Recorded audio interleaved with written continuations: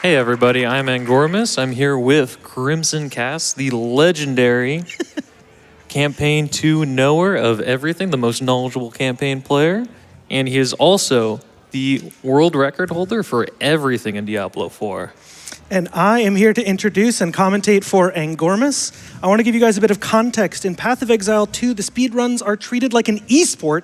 We don't care about leaderboards for permanent world records. We care about live races that are hosted by the devs. There have been 9 so far.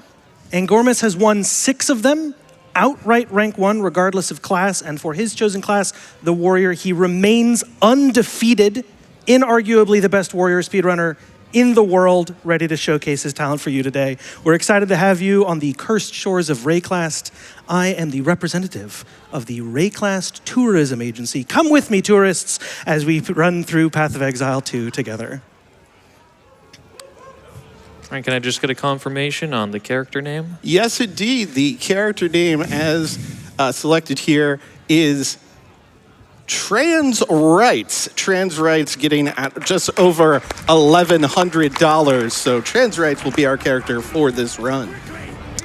And we begin the run on the Executioner's Stand. The local Count Gianor, overseer of this region, has started to consolidate power and has taken everyone with any semblance of fighting ability and trumped up charges against them. We select our character class and we are the lone survivor of the Executioner's Stand. We drift down the river and we wake up on the riverbank where we are ready to go and we can get started. 3, 2, 1, and we're off to the races. Within the first 5 seconds of the run, we have an item duplication. The devs really want you to have a weapon, and if we refuse to accept the first one they give us, they'll give us a second one, which allows us to dual wield maces, and that means that we'll have more damage than we otherwise would. Shout outs to the devs for giving us 2 maces. I really appreciate it. I want to let you know that I am the undefeated words per minute champion of Path of Exile 2. So don't worry, no matter how complicated the game systems are, I will be able to talk as fast as Angormus can run. So if you have any questions, please get them into donations, and I am happy to be interrupted and answer game mechanic questions. As we run through the tutorial area here, the riverbank, Angormus picks up an item called a skill gem. Skills in Path of Exile 2 are an item, and we will be using this first skill gem called Rolling Slam in order to do the main damage that we need to defeat the Miller. Some form of wicked corruption, some sort of disease or blight has taken over the region, and whatever it was, it got to the Miller before we did. He is besetting the gates here of the local encampment where the people cast out by the Count Gianor are hiding, and so we need to defeat the Miller to secure the safety of the town. One thing I want to point out here is we are choosing to face tank a number of the Miller's slams here, and that's simply for better DPS uptime. We defeat the tutorial area, and that will give us our first view of Path of Exile 2's most iconic game system, the passive tree. There are more than 3,400 total nodes on this tree, and I've memorized them all. And I am here to be your guide through it. I'm kidding, I haven't memorized anything close to that many. But we will be using them. There is an incredibly deep amount of character customization available in the game. We are now into the Clearfell encampment, where our adoptive father, Renly, will be talking to us. And we unfortunately get bad RNG for what's available in the shop when we first start. And we are now going to use our second skill gem called Bone Shatter to set up our initial combination of skills. Rolling Slam allows Angormus to do area of effect slam damage.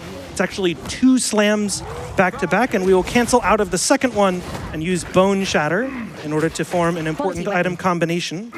Excuse me, an important skill combination. So you'll notice he throws his maces overhand, hits a bunch of the enemies, and with that, he will be able to take out large clumps of enemies. Angormus briefly showing off that he got some good items there. That glove with 1 to 5 fire damage and 7% attack speed is about as good as we could hope for. I'll be talking more about how items work in Path of Exile 2 throughout the run, but we're fighting our first mini-boss, Bira of the Rotten Pack, who will give us some permanent cold resistance. I just want you to know that throughout the run, we will be doing bosses and not doing bosses. The ones that we're skipping may give us permanent bonuses, like Bira did with the base cold resistance, but some of them take too much time to be worth the benefit of their permanent upgrade, and I'll be calling out a few of them throughout the run to see exactly what to save time, just based on the risk and reward of spending extra minutes to kill them. We are now running through this map where Angormus doesn't know where the exit is. And that's because we are in a zone that is procedurally generated. Like all maps in this game, every single zone is procedurally generated, and that gives us information about and that means that the primary skill as we run through this game is going to be sight reading the maps. We're now into the second zone of the game, the Grellwood, where we're going to be fighting some very tough wolves here on top of this ancient Vol beacon. I'll be explaining more about what that is later on, but just know that it allows us to get some deterministically sourced crafting materials that we will be using throughout the run in order to upgrade our items. And I think GDQ attendees will know what to do when I say this. All crafting materials in this game are called orbs. Orb. Thank you. Thank you to the GDQ audience for knowing that call and response. That'll be happening many times throughout the run, as nearly all crafting materials in the game are orbs.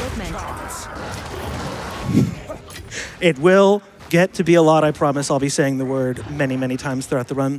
Angormus is now using context clues to attempt to locate the most difficult boss in the entire game. And no, I am not kidding. We're 4 minutes into a 3-hour run, and the most difficult boss in the game is Ariadne the Witch. So I need to explain some key stuff about the skill system in this game.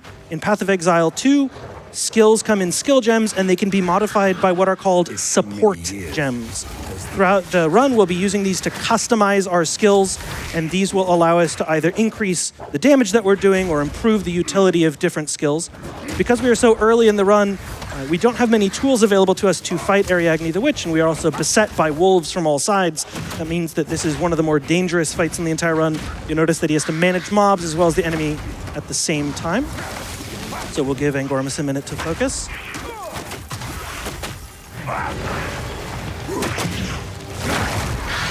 Pinnacle boss is down. And with that support gem, we can use a support gem called Impact Shockwave. I'll explain our skill combination a little bit here if Angormus will show us what stun priming looks like.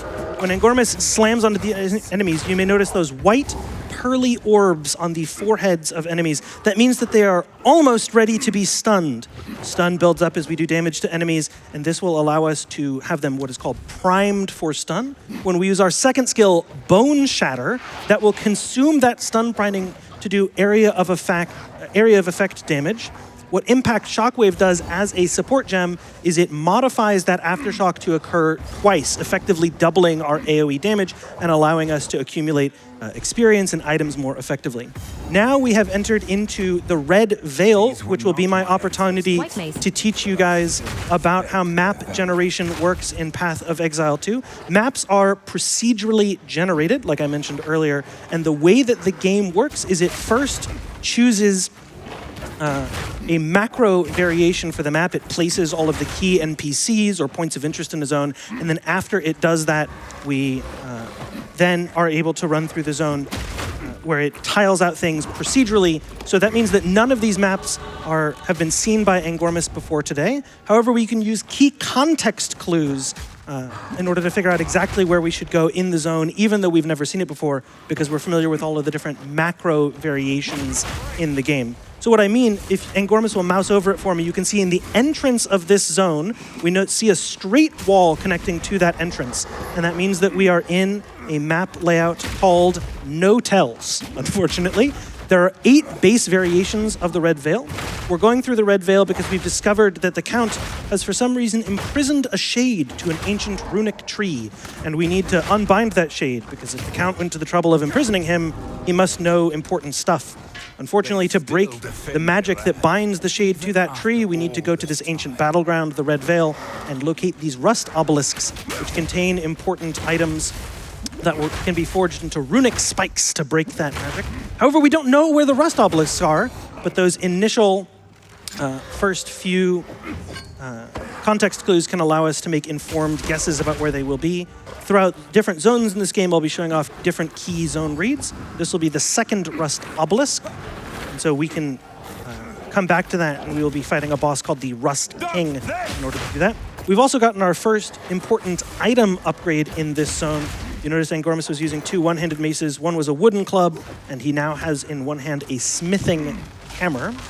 Item generation, like maps in this game, is procedurally generated, so we have no control over our weapons, our armor, our boots, our gloves, our rings, and I'll be explaining a lot of this throughout the run. But the smithing hammer is our first tiered item upgrade. The way that items work is that throughout the run, we will be going through higher and higher level zones, and as we go into those higher level zones, we will be encountering higher and higher level items. At particular levels, items are going to change their base type.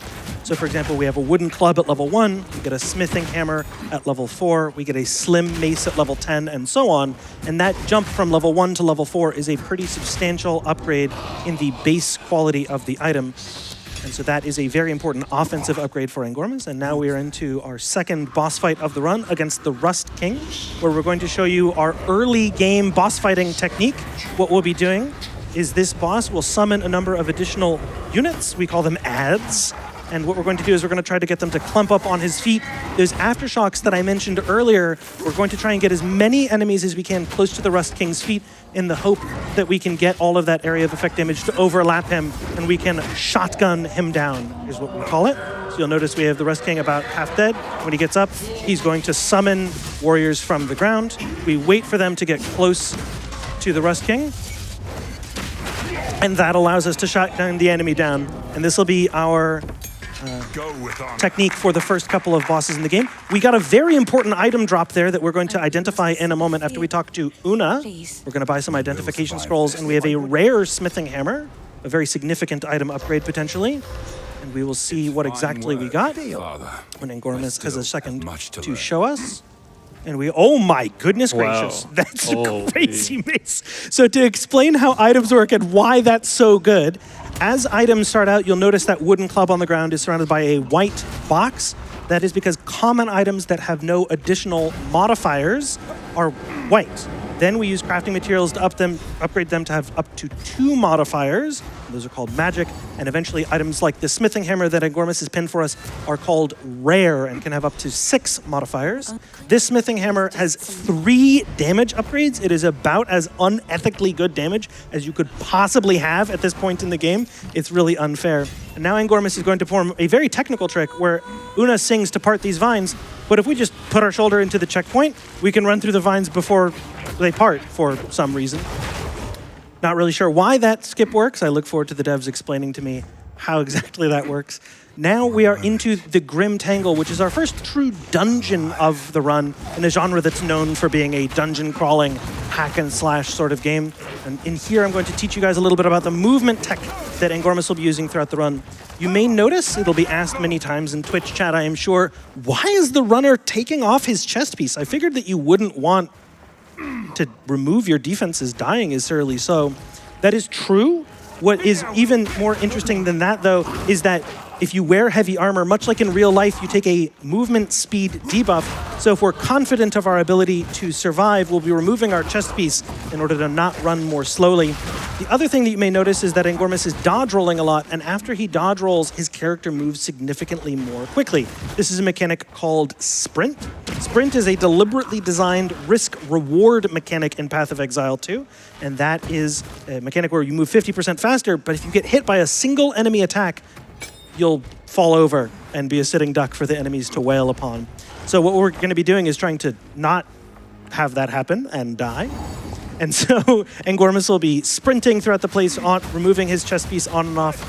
And then now we are moving on to fight the Rotten Druid. Una, our guide who sung to part the vines, tells us when we enter this zone, "Oh, I used to come down here with my friend who was a druid. Can you tell me if you find any details of him?" And unfortunately, his fate is that corruption has gotten to him, and he is now overgrown with toxic mushrooms, and we unfortunately put him out of his misery. Our reward for so doing is a round of applause from the audience, as well as another support gem, which we use to allocate Concentrated Area. Concentrated Area is a support gem that reduces the area of effect of our attacks, but increases their damage. So it's an upside, downside support gem. And now we are into the Cemetery of the Eternals, where I have a moment for Blasto to read some donations if there are any. Oh, there absolutely are. Thank you so much, Crimson. I want to start off with a $500 donation from Dr. Awkward. who says, donating ahead of the Path of Exile 2 run as PoE and PoE 2 have been two of my favorite games of all time. Glad to see PoE 2 featured at AGDQ, and for a good cause. We also had a $250 donation from Ammo saying, not sure if I'll be able to stay awake for the full PoE 2 run, but great to see PoE on the main stage. May RNG be ever in your favor, Exile. Thank you. Thank you. I appreciate those donations, guys. Now, as we run through the Cemetery of the Eternals, we've been told that the Shade with those runic spikes has been rescued, but he has not regained consciousness. Some spell binds him to sleep, and the only way to get him to wake up and tell us what's going on is to use the signet of a count. Unfortunately, the current Count Geonor won't exactly give up his ring so easily, and so what we need to do is come over here to the Cemetery of the Eternals and do some light grave robbing. So what we're doing running through this area is we're going to run into the Mausoleum of the Praetor and the Tomb of the Consort in the effort to see if we can find any royal rings that we can use to wake up our friend.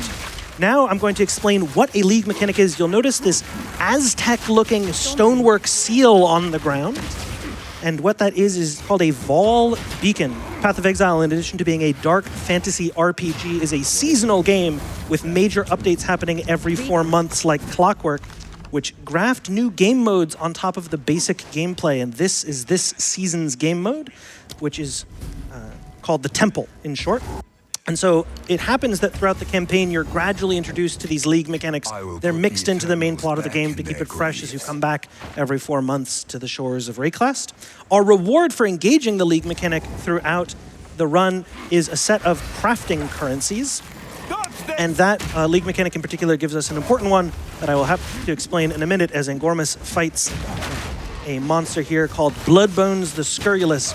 Like the items, like the maps, the enemies in Path of Exile are procedurally generated, and Bloodbones is an enemy that has random modifiers. As we fight enemies, they can have modifiers like additional fire damage, or dropping a trail of lightning, or in Scurrilus's case, he had a temporal bubble, which slows our action speed as well as ruining our cooldowns inside of his area. And so that was a completely fine set of modifiers for our particular build. But as we run throughout the game, we may run into more threatening things like being stun resistant or being fire resistant, which would make it very difficult for us.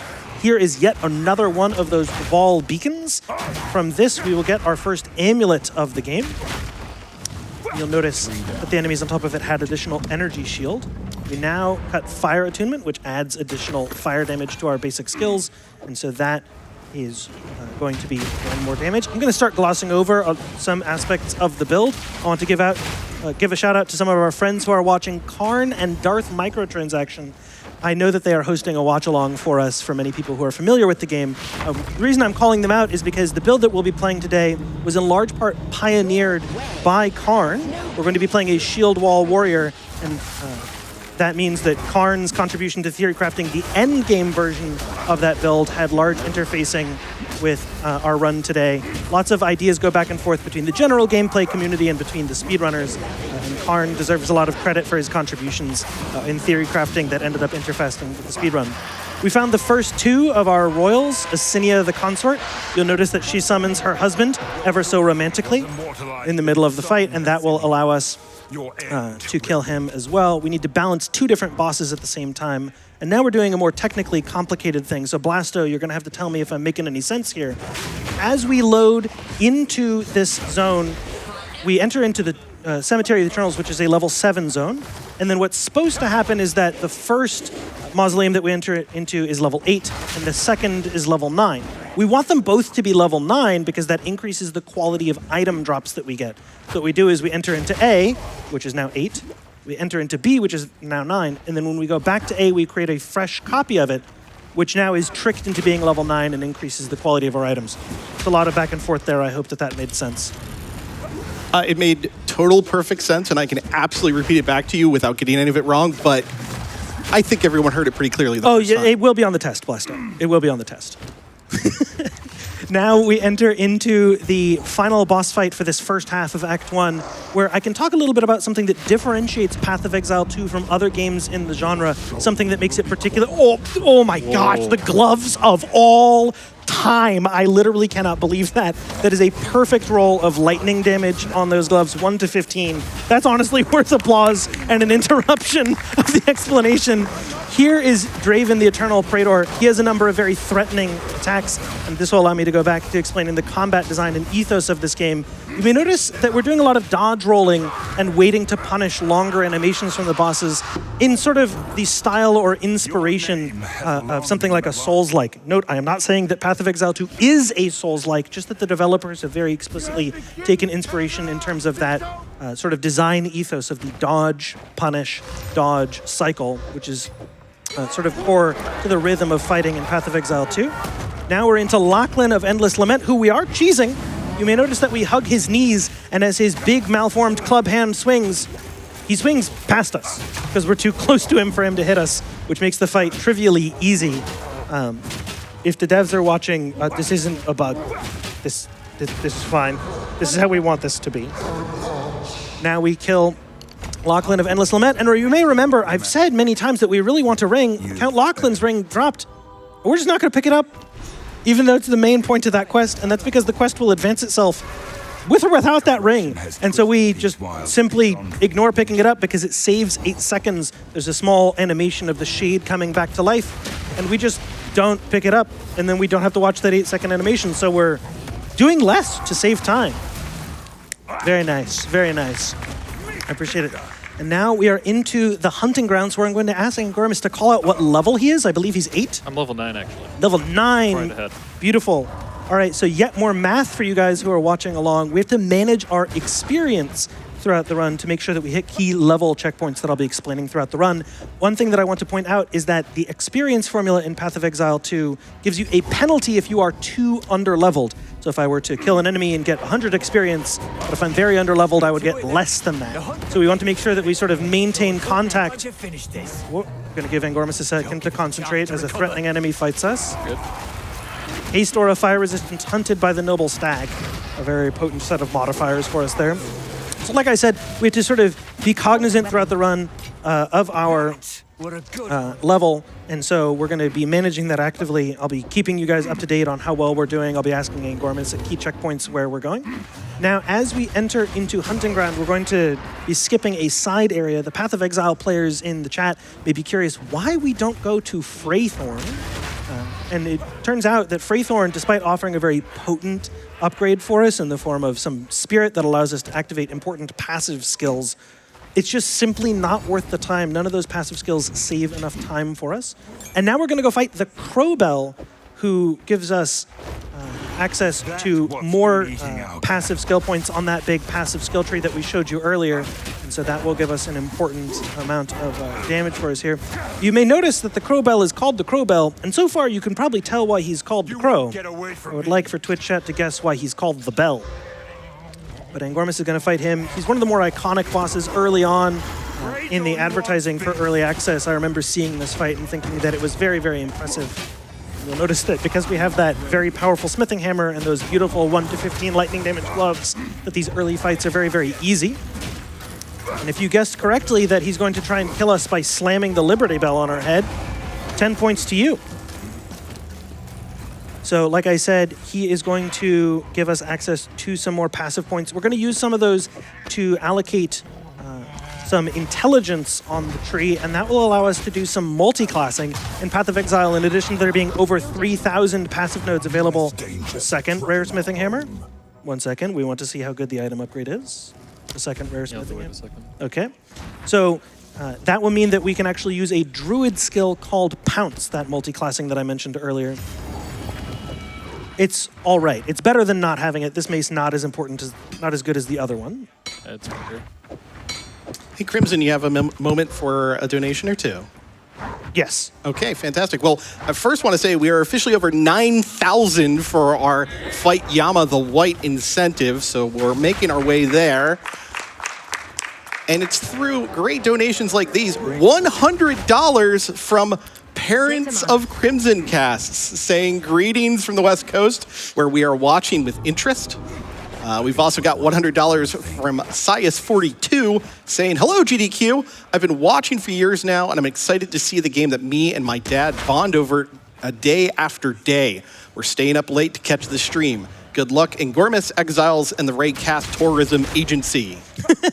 Thank you. Thank you. So to go back to explaining, we allocated some intelligence on the tree. The warrior is a pure strength archetype, but if we hybridize a little bit, we can get some access to a skill called Pounce, a druid skill that will allow Angormus to shapeshift into a wolf and jump over walls and dash faster. So you may notice that despite being a warrior using maces, he briefly shapeshifts into a great dire wolf. And that is going to speed up the run significantly. That skill was introduced less than 3 weeks ago and has been newly added to the speedrun tech, which is going to be very, very important for us. We are also now level 10, which allows us to upgrade our life and mana flasks. You may notice if you look in the bottom left of Angormus' screen, those bottles, a blue one and a red one. If you've played essentially any fantasy RPG, you'll know what they do. They give us more life and mana, and as we get higher and higher level, we can pick up bigger and better bottles from the ground, which give us more life and more mana, which is of course desirable as we cast more and more expensive skills and have higher HP damage that we need to shrug off with the help of our life flask. Now is a great time, by the way, to check in on incentives or donations if there are more. I know that we just read a few, but Blasto, if you have any, now's a great time to interrupt. Yeah, absolutely. So some donations we have related to the incentive. We have $10 from Relman saying, I didn't set an alarm to wake up at 1:30 a.m. to not see Yama the White. So please, please, please make it so their waking up was worthwhile. Donate early, donate often as we are making our way through to that $25,000 level for fighting Yama the White. The other thing, could I get a check-in on the bid war for saving or killing the animals while we have a minute? I'm curious how that's going. Yeah, Spare is in the lead right now, just over $1,000 with Kill a close second, about $800. So Sparing is where we're looking at here. Now, you told me before the run that this may not be as obvious a bid war as one would think. That is correct. If you're familiar with the concept of save or kill the animals from other games and other GDQs past, you may believe that saving the animals saves us time. That is actually not true in Path of Exile 2. There's a very iconic enemy named Mighty Silverfist, who we'll be talking about an hour and a half from now.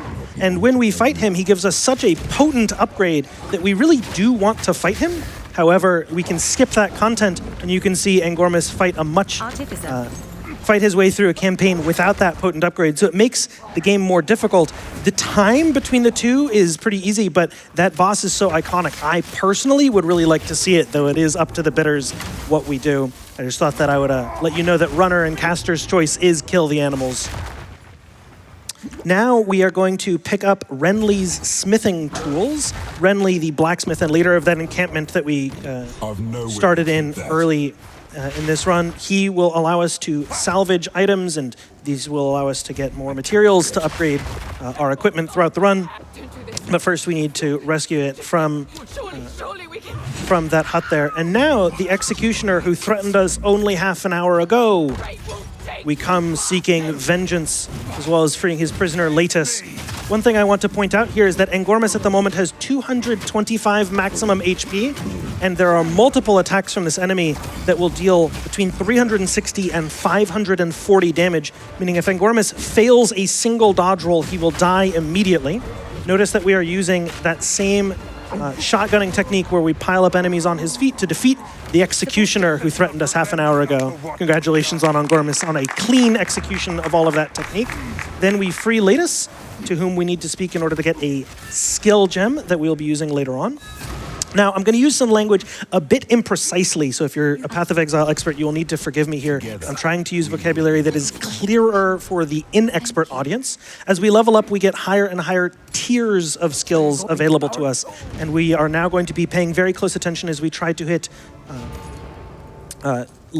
character level 14 to unlock tier 5 skills. The developers named them level 5 skills, and it may be confusing to people. So what's important is that as we near the end of Act 1 here and we enter into the Mana Ramparts, we're going to be keeping check with Angormus relatively often to make sure that we can hit level 14 to unlock tier 5 skills, our primary bossing skill being Perfect Strike, which we really want to be able to use against that final boss of Act 1. So Angormus, how are we doing so far? We are 11 and a half Should right be the now. last week. So sort of middle of the road, we need to pick up 2.5 levels in 2 zones. A level per zone is easy. A little bit more than that starts to get difficult. So we're roughly on pace, but we will be taking some extra XP throughout this zone here. The other thing that you'll notice is that we enter into these Vol ruins. We've been fighting our way over the top of these stonework seals throughout the run, and we are going to be checking into the Vol ruins. This ends up being the interface for the seasonal minigame mode, as I'm summarizing it. And we wanted to see if there were any important upgrades in there for us. It's procedurally generated, like everything else in the game, and we didn't happen to win the lottery this particular time. So we check in there, see nothing of use, and check back out. The other thing that I want to point out, now that we're struggling on experience a little bit, is that you'll notice if we mouse over enemies, some of them up in the very top of the screen, you'll see Decrepit Mercenary and Iron Guard. Their names are written in white text, whereas this guy, the Heated Gargoyle Demon, is written in blue text. Oh, and we have the first opportunity for Twitch chat to spam an iconic emote. I will need production to tell me if we are seeing ALK LFG in chat. Now, the thing that I want to point out here is that the monsters, much like the items, progress from white to blue to yellow, and in fact, unique enemies are orange, like unique items are, and the experience yield of these different enemies is very important. So when we're behind on experience, we're much more likely to fight these low-value white text enemies, and throughout the entire run, we'll be prioritizing killing things that have blue or yellow text, which are much more threatening, like that magic pack to which Angormus lost a moment ago. That blue pack, against whom we have an opportunity for revenge now, have additional modifiers. You'll notice that these guys say all damage shocks. Support gem. And that means that they're more threatening to us, but they also give us 3.5 times as much experience as the base yield of the equivalent white monsters. So we're getting a 3.5 for 1 deal on going out of our way to kill them. As we run through the zones, if we're ahead on XP, we'll be killing only those magic monsters and the even more upgraded yellow text rare monsters. But only when we are behind on experience will we be going out of our way to kill large packs of white text monsters because their experience yield is so much lower. And we progress through the Manor Ramparts, finding our way toward the Ogum Manor. As we do this, you'll notice that we are going to see enemies that start to summon pools of corrupted blood on the ground. This becomes increasingly threatening. One of the things that's the most dangerous in the run is floor effects. And so making sure that we maintain visual clarity and are able to see what's going on is going to be particularly important. Angormus has taken an exceptional amount of experience in this zone now, and we're now back on pace. So we're now level 13 as we look for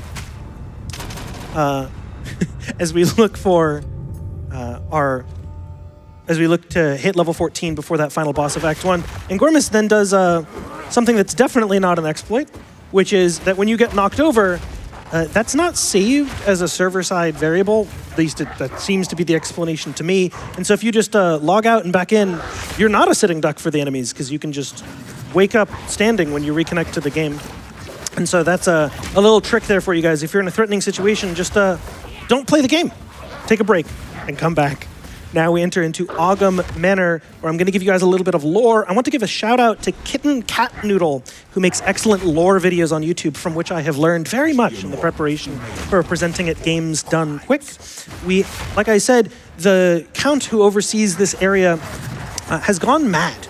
And it's unclear why, but as we get closer and closer to him, we start seeing increasing amounts of corruption.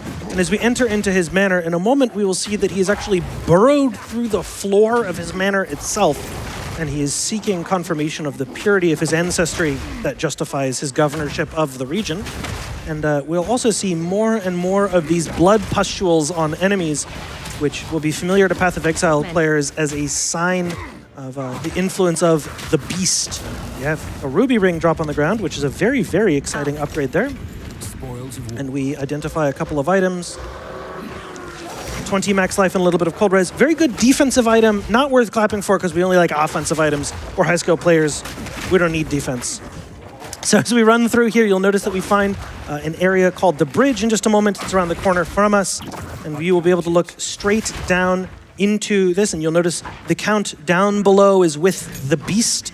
He has been deluded by his partner Oriana into feeding the beast, and that will require many, many ritual sacrifices, which is why he was first off killing people to begin with, called everyone to the manor, and he in fact sacrificed them to feed them to the beast, who will actually be the primary plot MacGuffin of the entire campaign.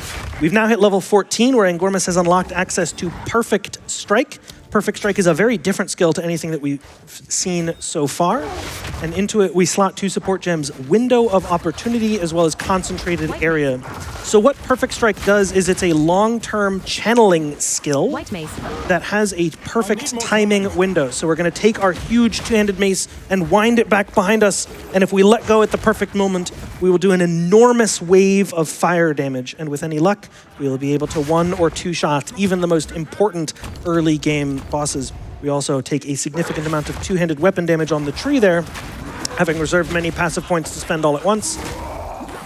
And so now we will be progressing toward that Geonor fight. We take down a rare enemy here. We get a potential level 16, oh my gosh, 1 to 32 lightning. And what else was on that? It was split, accuracy, light radius. Okay, so the suffix is no good. That is a very good level 16 weapon that we can't equip yet. So you'll notice in this boss fight, Angormus is going to kite the enemy into particular areas and then wind up for about 2.5 seconds. And if he releases with about 0.2 of a second of perfect timing, he'll be able to do an enormous wave of damage. Just know that this boss fight is intended to take about 2 minutes per phase. And I strongly suspect that given the items that we have available to us, it will not take that amount of time. So you'll notice the beast there in the corner above us, sort of a tentacle monster on the top of your screen, who ends up being the primary threat to us throughout the run. We're also going to take this dialogue cutscene opportunity to cut some more skill gems to get skills that we would like to use later on in the run. Angormus reorganizes a few of his skills before the boss fight starts, summons a frost bomb to apply elemental exposure underneath the enemy's feet, and then does a quarter of the enemy's total max HP with the first hit, stuns him, and gets a second one off. And that's the entire first phase in about 8 seconds there. And now Count Geonor has been deluded by his partner Oriana, like we said there, and he calls out to her to release the beast and give him what he promised. She ends up being the primary antagonist. And now he is so upset that he turns into a dog. I hate it when that happens to me. We summon another frost bomb under his feet. We charge up ahead of time, and we release a gigantic blow, dealing fire damage. An unfortunate thing has happened for us, where we're going to be forced to listen to Geonor's slam poetry.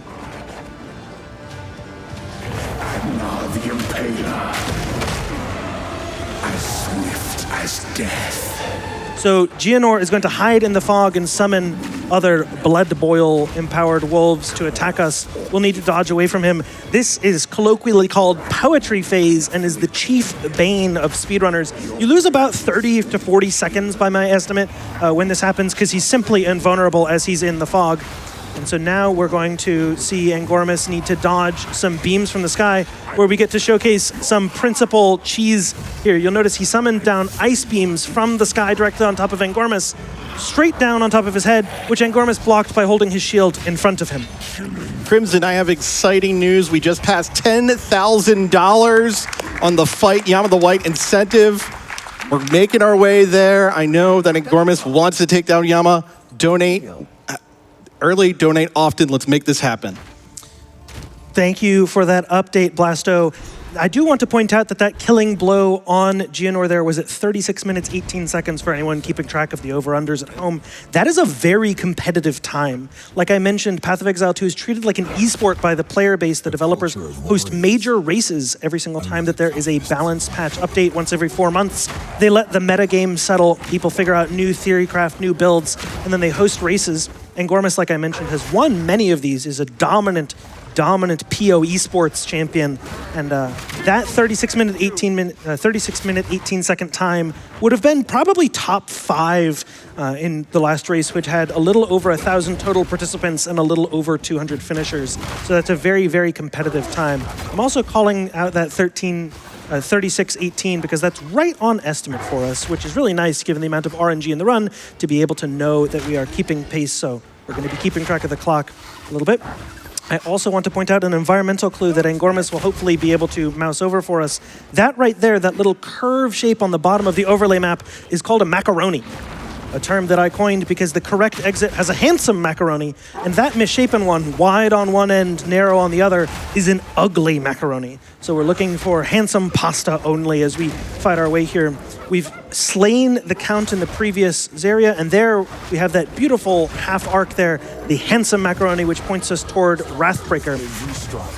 You notice that we're fighting our way through these hyenas and these hyena centaur things. And what we're doing is we've gone to a desert area called the Vastiri Plains. And the plains are so vast and so hostile that in order to fight our way through, we need to take refuge with a Marraketh caravan. However, their way forward is impeded by hostile raiders from the Hyena clan, of whom Wrathbreaker is the leader. This is Wrathbreaker. You may notice that we are going to use Perfect Strike to do enormous amounts of damage. However, we are a sitting duck while we charge that Perfect Strike, and he can stun us out of that animation like that, which is unfortunate for us. But if we get that Perfect Strike off, which we are having some difficulty doing, then we should be able to do big chunks of the enemy's damage. Angormus now choosing to use a backup strategy where he stuns the enemy to then be able to use Infernal Cry and now get off that gigantic Perfect Strike, which, as you can see, does an enormous amount of damage. It's just part of the combat there that sometimes you get light stunned out of that channeling animation. It is done. Take off our chest piece, and we get a yellow slim mace. Angormus, do we have plus melee skills on any of our one-handed weapons so far? All right, so we're still looking for an important one-handed mace upgrade for later. And here is the hooded one. Like I mentioned maybe 20 minutes ago, we were looking for a signet in order to wake him up. You notice we left it on the ground and he's woken up anyways. Now we're going to enter into Act 2. We're looking for some level 16 item upgrades, which is an important breakpoint for us offensively. We're not yet level 16, but we want to get in there. You'll notice we are now in the Marraketh caravan that I mentioned earlier. We are uneasy allies with the Marraketh, however. They move on these adorned silk and gold caravans. But they are not a strictly benevolent faction. As we will see throughout Act 2, they're a somewhat Spartan society who take the weaker of their young and abandon them, leaving them to die on the desert plains. And an under-society has formed of those cast-off youths banding together. And as they are oppressed, they are susceptible to the lust for power. So when Oriana with the Beast traverses the Vastiri Plains, she is able to take that cast-off society called the Feridun and convince them to ally with her. So we are allies with the oppressors, and the antagonist is allies with the oppressed. And this prevents some moral grayness to the plot here in Act 2. We are definitely not the good guy, at least not strictly speaking, throughout the entire campaign. We now enter into Modern Quarry. We've lost track of where Oriana has gone with the Beast, but we've heard from those Marraketh that lead the caravan with whom we ally ourselves that there have been signs of corruption in this quarry and in the mine beneath it, which was used to forge weapons in the past but has since been abandoned. And so we go there in search of clues of what might have happened. Throughout this zone, we'll be taking a lot of experience, hoping to hit level 16 before we fight an important enemy, but that we also want to make sure throughout this zone that we pick up important crafting materials of yet another type. These are going to be blacksmith's whetstones, which give us more physical damage on our weapon, and armorer's scraps, which give us more base armor on our defensive items.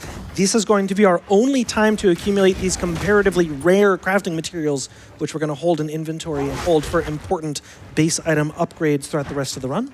So that will be particularly important for us. But Blasto, you have about 90 seconds here to give us an update on incentives and donations before we have an important boss fight in the next zone. More than glad to do so, Crimson. So you were just talking a few moments ago about how that level looked like macaroni, and I don't know if it's because I'm not typically up at 2:20 in the morning. I'm now starving. So here's what I'm thinking. Let's start ourselves a $10 donation train. $10 with every donation. Tell us, chat, your favorite macaroni shapes. Let's find out. Shells, bow tie, whatever you enjoy. Let's get this going. $10 for however many minutes it takes to make some pasta al dente. What you think? I think that that's a great idea, but because we are in the Marraketh caravan, it's not a donation train, it's a donation caravan. I love it. I love it. Let's do this. Let's get this incentive over the line. I appreciate it. So we're fighting our way through here. This is like all maps procedurally generated. You notice we're alternating between these narrower slot canyon regions, and as we progress, we'll be entering into open areas. Our strategy as we navigate this zone is that we're going diagonally through these open areas and following the narrow canyons as they force us. Angormus hunting for a way to descend deeper from the Modon quarry into the Modon mine as we search for more evidence of corruption. And Angormus, can you give me an update? You are 16 and a half? 16.5, yep. Cool. So that's, Currently on track for 17 at the end of the sun. which is really, really good. We're in a level 17 zone. We want to maintain about a 3-level deficit at this point in the run. We also get a ring that has 5 life per kill. And how much fire damage was that? 9%. Nice. So that's a particularly important offensive upgrade for us in that iron ring. That's going to be very, very good. We're doing really well on accessories so far. And that's very important. As Audrey Hepburn said, the only difference between us and the apes is our ability to accessorize. And so we're doing really, really well on rings and gloves. We've got these 1 to 15 lightning damage on our gloves, and now a particularly important iron ring for us. We're doing really, really well. However, our primary weapon is sort of middle of the road as speedruns go. It's 61% IPD. So I'll explain a little bit more about how item modifiers work, unless Blasto wants to interrupt me again with donations. But I'm more than glad to do so. I've got them if you want. please do, please. All right, so we've got $100 from Brassling saying, glad to be watching another GDQ and supporting the fight against cancer. Best of luck to Angormus, and let's Yamcha that Yama. Thank you. I like that donation text. Thank you. Additionally, we got $50 from Raph saying, hello, yes, hi, how do I get CrimsonCasts to narrate my life? Thanks. Get into GDQ for a game that I know how to commentate. It's that easy. It's that difficult. We now descend into Modon Mine. I want to give you guys an interesting hint here. We're going to be going at 12 o'clock, and that's because this is one of the easiest zones to read in the game. We descend down the elevator shaft. We see great mine carts. You notice around us, you may see segments that look surprisingly like the caravan that we find ourselves in as the town hub for this zone. And those mine carts and platforms are a hint at what the Faradun are doing as they try to aid Oriana in her quest to empower the beast.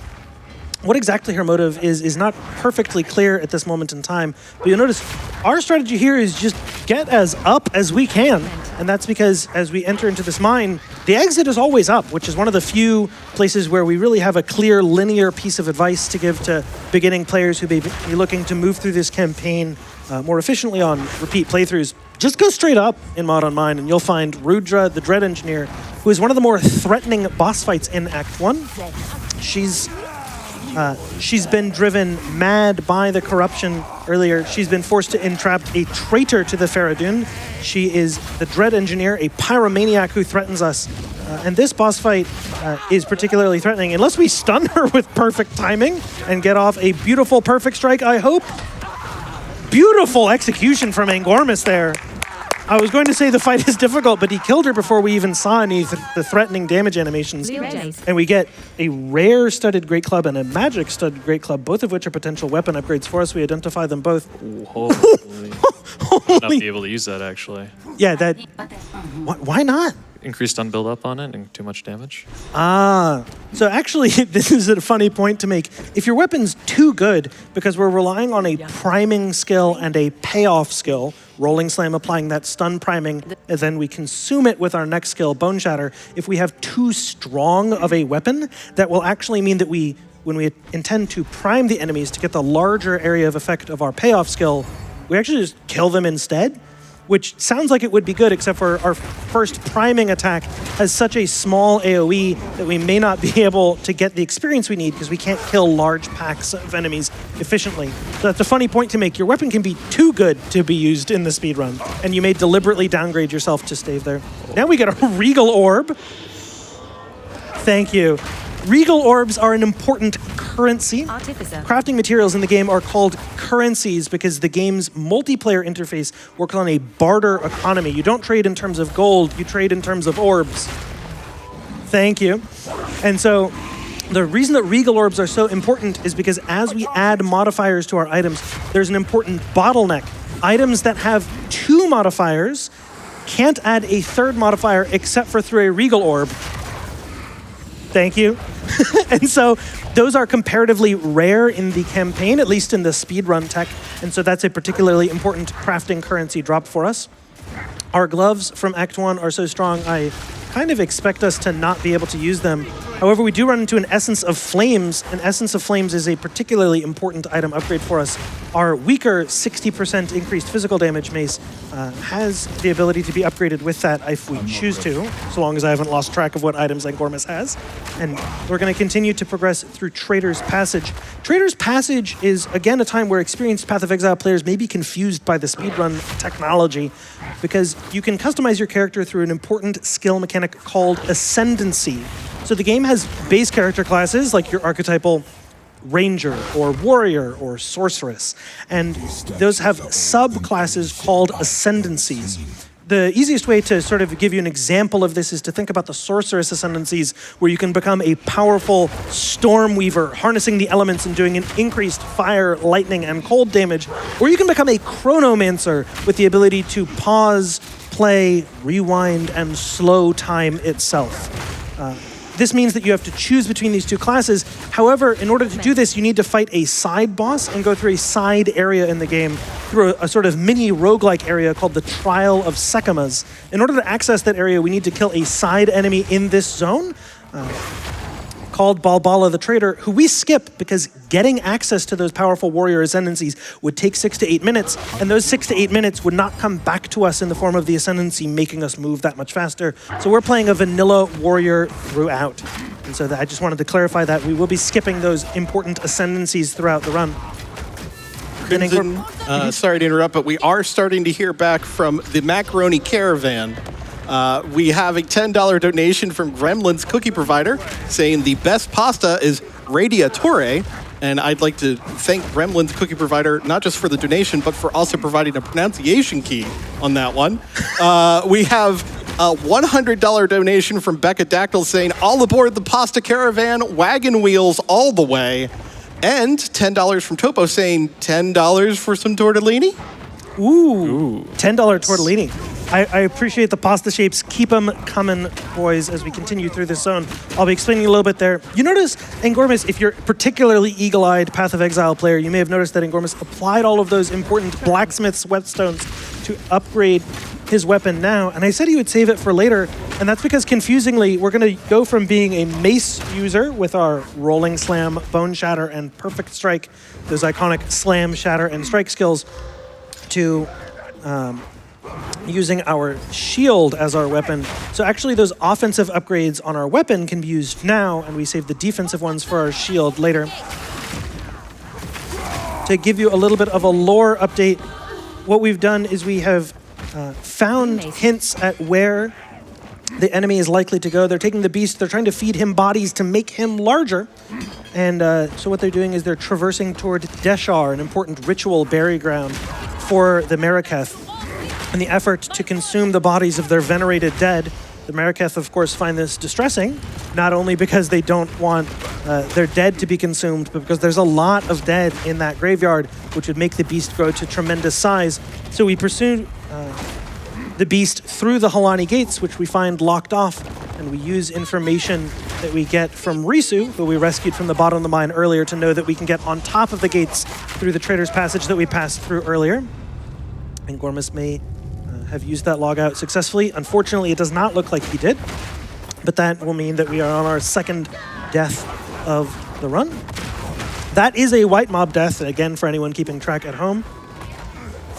Angormus dutifully checking his death count in an effort to contradict me. I appreciate it. Keeping me on the straight and narrow with the commentary here. And so now we are pursuing, we now realize what has happened. Oriana, with the beast, has resurrected a great enemy from the past, Jaman Ra, and in order to appoint him king of the Feridun. And we progress further through the skill tree. We take Beef, one of the more important notable nodes in this region of the thing. We do a little bit of crafting in the middle of the boss fight, just to show off that we're able to dodge the enemy with our inventory open. And now we will fight Jaman Ra. You'll notice that those important perfect strikes that we were doing earlier are going to do smaller and smaller fractions of the enemy's HP, and that's because this perfect strike technology is not used for the later portions of the speedrun as it starts to fall off about this point in the campaign unless you invest very heavily and very awkwardly in aspects of the skill tree that are not as efficient as what we'll be using later on. We fight Jamin-Ra, the Risen King, so called because he has been raised from the dead. And he summons a great sandstorm that you can see boiling beneath us. If you look to the top left of Angormus' screen, you can see that he has constructed a caravan of his own to which he has mounted the beast, who is much larger than he was when we last saw him in Act 1. So the beast is growing in size, and this becomes increasingly threatening. Now we go to talk to Zarka. Zarka is the ritual storyteller of the Ardura caravan, the particular caravan in which we found ourselves. And then we check in with Sekama Asala. Zarka informs us that the only way to deal with the sandstorm that Jamin-Ra has summoned to block our path is to recreate the Horn of the Vastiri, a legendary object from the past, which we can use to control the winds. And so he tells us in order to do this, we need some ivory, we need some accessories so we can make an arts and crafts version of this ancient relic. And Blasto, now is a great time for a check-in on donations and incentives. Yes, indeed. Again, more pasta coming in to the donations here. We have $10 from Relman saying, donation caravan goes, not choo-choo, maybe rumble-rumble? Oh well, I like macaroni in the shape of Teenage Mutant Ninja Turtles. We have $10 from Grunt22 Fox saying favorite pasta shape absolutely has to be the SpongeBob shaped SpaghettiOs. And if you had a Nickelodeon based pasta war on your bingo card for GDQ, congratulations, you just scored that space. Additionally, we got a $100 donation from Alex OMV saying, hey, my favorite macaroni is the springs because they don't fall through my colander. Good luck, everyone. Thanks for helping a good cause. I appreciate the practical note there. Springs so they don't fall through your colander. Did I hear that correctly, Blasto? That is correct. Now we're going to run into the vestige of a previous League mechanic. I pointed out those stonework seals earlier, and here we see these green fissures in the ground from which rise empowered enemies. This is an abyss from the previous League, Rise of the Abyssal. We won't be interacting with this League mechanic but more than twice throughout the run, but it is a particularly important well of experience for Angormus to use. So you notice there's a very high density of monsters, and as we kill more monsters as they rise out of these cracks, yet more rise, and this is a good place for us to farm experience. This is one of several reasons for which we go to the Mastodon Badlands first. The first place that we go in this desert area to get the tusks that we will use as the basis of the Horn of the Vastiri. One thing that I want to point out here is that as we go through the run, this Act 2 bears semblance to a previous game from which Path of Exile 2 takes great inspiration.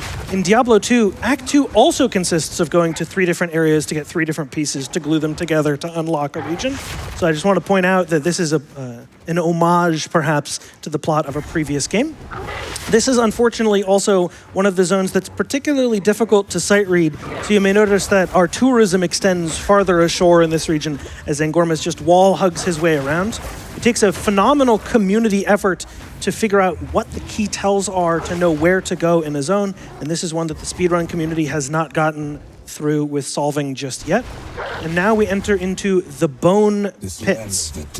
I want to point out the historical version of the Horn of the Vastiri that we're seeking to recreate was used by Orbala, a historical figure that the various Marraketh caravans throughout the region venerate as being the greatest Sekama, that being the word for leader in all history. And so we go here to the Mastodon Badlands in search of ivory from a Mastodon to recreate that, and we will run into, as the boss of this zone, a skeletal Mastodon, and that Mastodon is Ekbab, which happens to be the skeleton of Orbala's actual steed.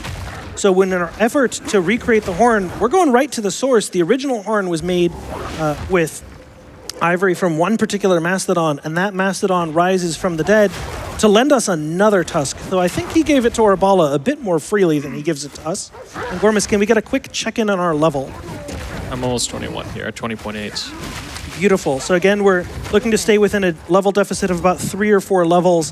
The experience formula in this game is well known to speedrunners, but we're going to sort of be gliding over a little bit of that math for right now. We're also fighting over another one of these stonework seals. As we want those deterministic rewards, we're looking to get an exalted orb from this particular one.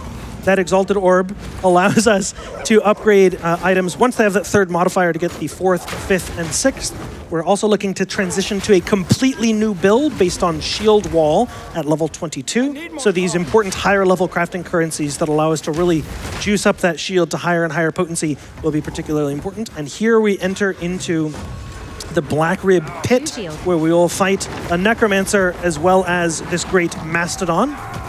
Angormus hide behind the Necromancer to get the two of them to hold hands for us so we can deal damage to both of them at once. This is important speedrun tech. You'll notice that we're just going to continue sort of hiding behind the Necromancer here. You may also notice that this warrior has been shouting a lot, and I've not explained it. Applause, applause for the death. Good job, Mastodon. You win. We're seeking a rematch now.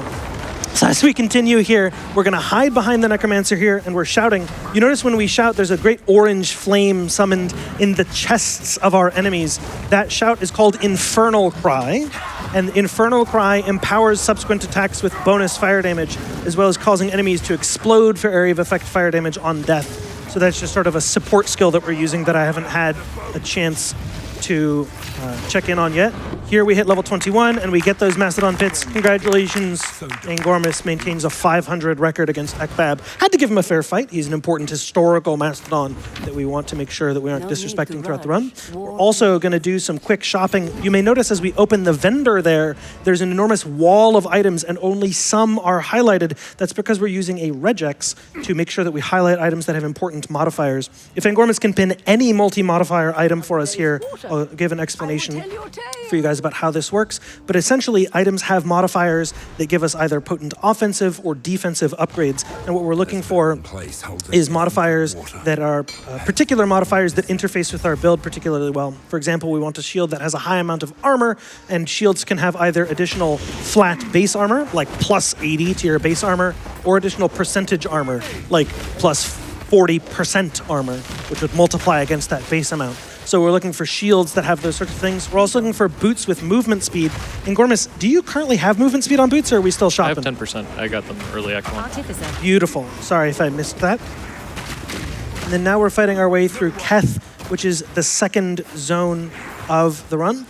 You may notice I said we can go to 3 places because we're seeking 3 objects. We choose to do Keth second for a variety of reasons. There's a mini-boss in this zone, a sort of a snake lady named Kabbalah the Snake Queen, and she will drop for us a tier 7 skill gem, which will be very important for us throughout the run. We will not have many opportunities to get tier 7 skill gems, and our most important mobility skill and our most important offensive skill both require tier 7 gems, so we really want to go out of our way to do this. Had we come and fought Kabbalah before we fought the Mastodon, we would have gotten a tier 6, which would have meant that we were unable to allocate both Shield Wall and Leap Slam, our offensive and mobility skills, as early as possible. Now a good time for some donations. Yes, sir. You have about a minute and a half. All right, fantastic. Well, we are making our way through that Fight Yama the White incentive. We are over $11,000. And we've been able to do that with donations like these, $250 from Lily Licious saying, love seeing the Path of Exile at GDQ. Angormus is crushing the monsters just as Crimson is crushing the commentary. Please keep telling us about those campaign breadcrumbs. I need them. I'll do my best. As we continue to run through here, I do personally want an update on that bid war if you're able to get one to me, Blasto. Yeah, absolutely. The bid war currently is Spare still in the lead, about $1,100. Kill right behind it, about $900. And again, as you donate, put it towards the incentive, put it towards the bid wars. You know, we had a $100 donation here from Darth Microtransaction, saying, we got to see him fight the monkey, donate to kill the animals, good casting and good running so far, boys. Thank you to Darth, who's a close friend to both of us. An applause for Darth, please, for that donation. And now we enter into the Lost City. So we came here seeking the essence of water, a very precious resource in the vast Vastiri deserts. We need water in order to craft the Horn of the Vastiri, and we come to this place Keth, the city of seven waters. And we find it arid and dry, though we don't know why. I apologize for that crime of rhyme. It was not pre-planned, I promise. As we progress through here, we're just trying to figure out why the place is so dry so we can get that essence of water. And as we progress through Angormus, you may notice we entered on the very top right of the zone, and we're progressing it down and left. More importantly than that, we also know that there are a couple of key points of interest that give us places to go. Here we're going to fight the 9th treasure of Kes, who will give our first jewel of the run. If you look at the very top, you'll also see that he's armored and has flash charges. But he summons many beetles. And Angormus, unfortunately, will need a rematch against the 9th treasure of Kes here, who now has new modifiers, Hinder Aura and All Damage Chills, which will slow Angormus' action speed. Just shows you how different the two fights are there, that armored mod meant that Angormus had to hit that enemy many, many times. But when we reloaded and got new modifiers, it was a very trivial fight. Shows you how big the run-to-run variance between the two sets of modifiers can be, how much that RNG can impact the fight. Now we're looking for the buried shrines, and if we have more donations, this is a good time for them, Blasto, because I'm going to be talking about 500 different things in the next zone. Okay, you got it. Well, we're hearing more, of course, from the Macaroni Caravan. We have a $10 donation from King Karai saying the best pasta shape is cavatappi, and it's not even close. Agreed is the Opossum Witch with a $10 donation saying cavatappi is the best macaroni, period. Also, trans rights. Trans rights. And $10 from Anonymous saying rotini is the king for mac and cheese. Now, as we prepare to transition to our level 22 skill build, Angormus takes many points out of his passive tree and allocates ones that will be better for us as we transition toward that level 22 shield wall build. We also purchase a silver charm, which will make us resistant to slows when it activates, so that is good, important, limited immunity. We now allocate shield wall. Angormus, do we have a good shield? I haven't been able to keep... It's only a 60 armor, so... Oh, so we're doing particularly poor on the shield RNG. But what's going to happen here is Angormus is going to be moving to a completely new skill build suddenly. You notice he's reorganizing things here, trying to kite enemies over to a safer zone to fight them. These enemies are proximally tangible, which means that we can only kill them from up close. We are, however, playing a melee build, and that will mean it's very easy for us. So the way that this skill build works is Angormus summons these soft arcing lines of stone using his shield, and then shatters them either by shouting or by summoning a totem, which breaks them for us. And this does enormous area of effect damage. We also got a very important material here, a Lesser Jeweler's Orb, an LJO, which allows us to upgrade a skill from having 2 sockets for support gems to having 3 sockets for support gems, which is a particularly important upgrade for us. It, in essence, gives us the access to 30% more damage, so that's especially important for us. A brief aside, as someone who speedruns multiple action RPGs and is a fan of speedrunning in general, I actually got into speedrunning action RPGs by watching a run at a GDQ in 2016 where Mr. Llama SC ran Diablo 2, and in that game, like in this game, the meta speedrunning tech is actually a skill that doesn't scale from your weapon base damage. It seems to be an axiom of ARPG balance design that the thing that's going to be the best for speedrunning is going to be something that does not scale from your weapon base damage. Just a brief technical aside for the balance engineers out there, that this seems to be a common blind spot or a piece of oversight, that things that scale with your level or with your armor or with your HP end up being the important speedrunning tech. So if you see a balance patch come out for a game that you play, whether it's Diablo or Path of Exile or Last Epoch or any of our other sister games out there in the same genre, that's a particularly important note to keep track of. Shield Wall inherits its base damage from our shield's armor amount. It has a base amount of damage, around 35 to 40 base damage at the current level, but it also gains 6 to 8 armor. First opportunity there to point out that we are using a text-to-speech item filter. The game by itself will not shout trans, augment, like that, but we've customized the sounds of the items dropping on the ground in order to read them to us, because as action RPG players, we don't know how to read for ourselves, and so we have the game read to us. So because we have a low armor shield, this fight against Azarian, the Forsaken Sun, is particularly important. He is one of the Feridun, the cast-off underbelly of society, weak as a child, strong as an adult. Azarian is a part of that oppressed underling, and he's called the Forsaken Son because his mother, Halani, the goddess of water, abandoned him as a child, and she later ascended to godhood, not knowing that she had a son who was living at all. We find her flayed and laid out on this table, where she requests that we politely kill her using these conveniently placed cinders. I do want to give a second shout out to Kit and Cat Noodle. All of this lore is stuff that I learned by watching wonderful YouTube videos that she put together. So if you're liking this sort of lore commentary, it's going to wax and wane throughout the run, and I encourage you to find her. She's a key feature of the constellation of wonderful content creators for Path of Exile 2, which has a very robust culture. If you like speedrunning, if you like lore, if you like the idea of building up a very powerful endgame character, there are people out there who do all of these different things. Angormus is now, if I'm not mistaken, looking for the Elemental Offering. That is indeed correct. The Elemental Offering is a point of interest in this zone, which gives us a deterministic source of a ring.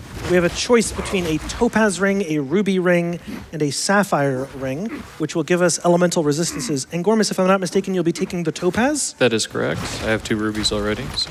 Beautiful. So the topaz ring gives us a source of lightning resistance. Much later on, the sort of penultimate threatening boss of the entire run, unless we meet that donation incentive for Yama the White, will be Benedictus. And Benedictus does an enormous amount of lightning damage, easily triple our total HP per shot. So we want some insurance against even his basic attacks, which can be tremendously threatening to us. And this lightning damage resistance ring is going to be particularly important. Depending on how our gear was going throughout the run, we may have been looking for other resistances. If we had naturally found wonderful lightning resistance on rings, if we had already been dropped topaz rings, we may be backing up to prefer some cold damage or fire damage. This varies class to class and player to player. We're playing warrior today with Angormus, who is, like I said, the best warrior player in the world, inarguably. But on other classes, you may be more threatened by bosses that do cold damage, as you may play a ranged class where it's easier to dodge those lightning attacks, for instance. And we found the Elemental Offering. We're praying for a good ring here. So I will tell you whether or not we get a good ring in a moment when Angormus identifies it for us. Oh, terrible. Oh, Life Leech. Oh, beautiful. Another resistance. Beautiful. So that's actually applause there on the item reroll. So what we did there is we used an alchemy orb to re-roll the modifiers on that item. We're actually doing particularly well on currency. We have 2 alchemies, 3 regals, 2 exalts. Is that correct? Yep. Beautiful. As I strain to read the screen in front of me. So we're doing really well on currency. That was a time where we're actually on the winning side of the RNG. We have more crafting materials than we typically would, and we can use one of these rarer and more expensive crafting materials to re-roll a base item there. And that we did particularly well. We got Life Leech, which converts some of our damage into survivability. This valley was not. Now we enter into Valley of the Titans. Valley of the Titans is a zone that has a completely deterministic solution. I want to give a shout out to all the different speedrunners, everyone who's contributed a single screenshot of a map, or who's studied a VGR or done some layout organizing or written a pathfinding solution. There are an enormous number of people to thank, but this particular zone was a one-man effort. It went completely unsolved for the first 9 months of the game's release, and then it was a complete solution was dropped on our heads by our friend Lundberger, who I want to give a shout out. It turns out that the entrance path orientation, in this case we entered from the top right and went southeast in the zone, as well as its shape, gives us a completely deterministic solution to which of 12 different base layouts we are in.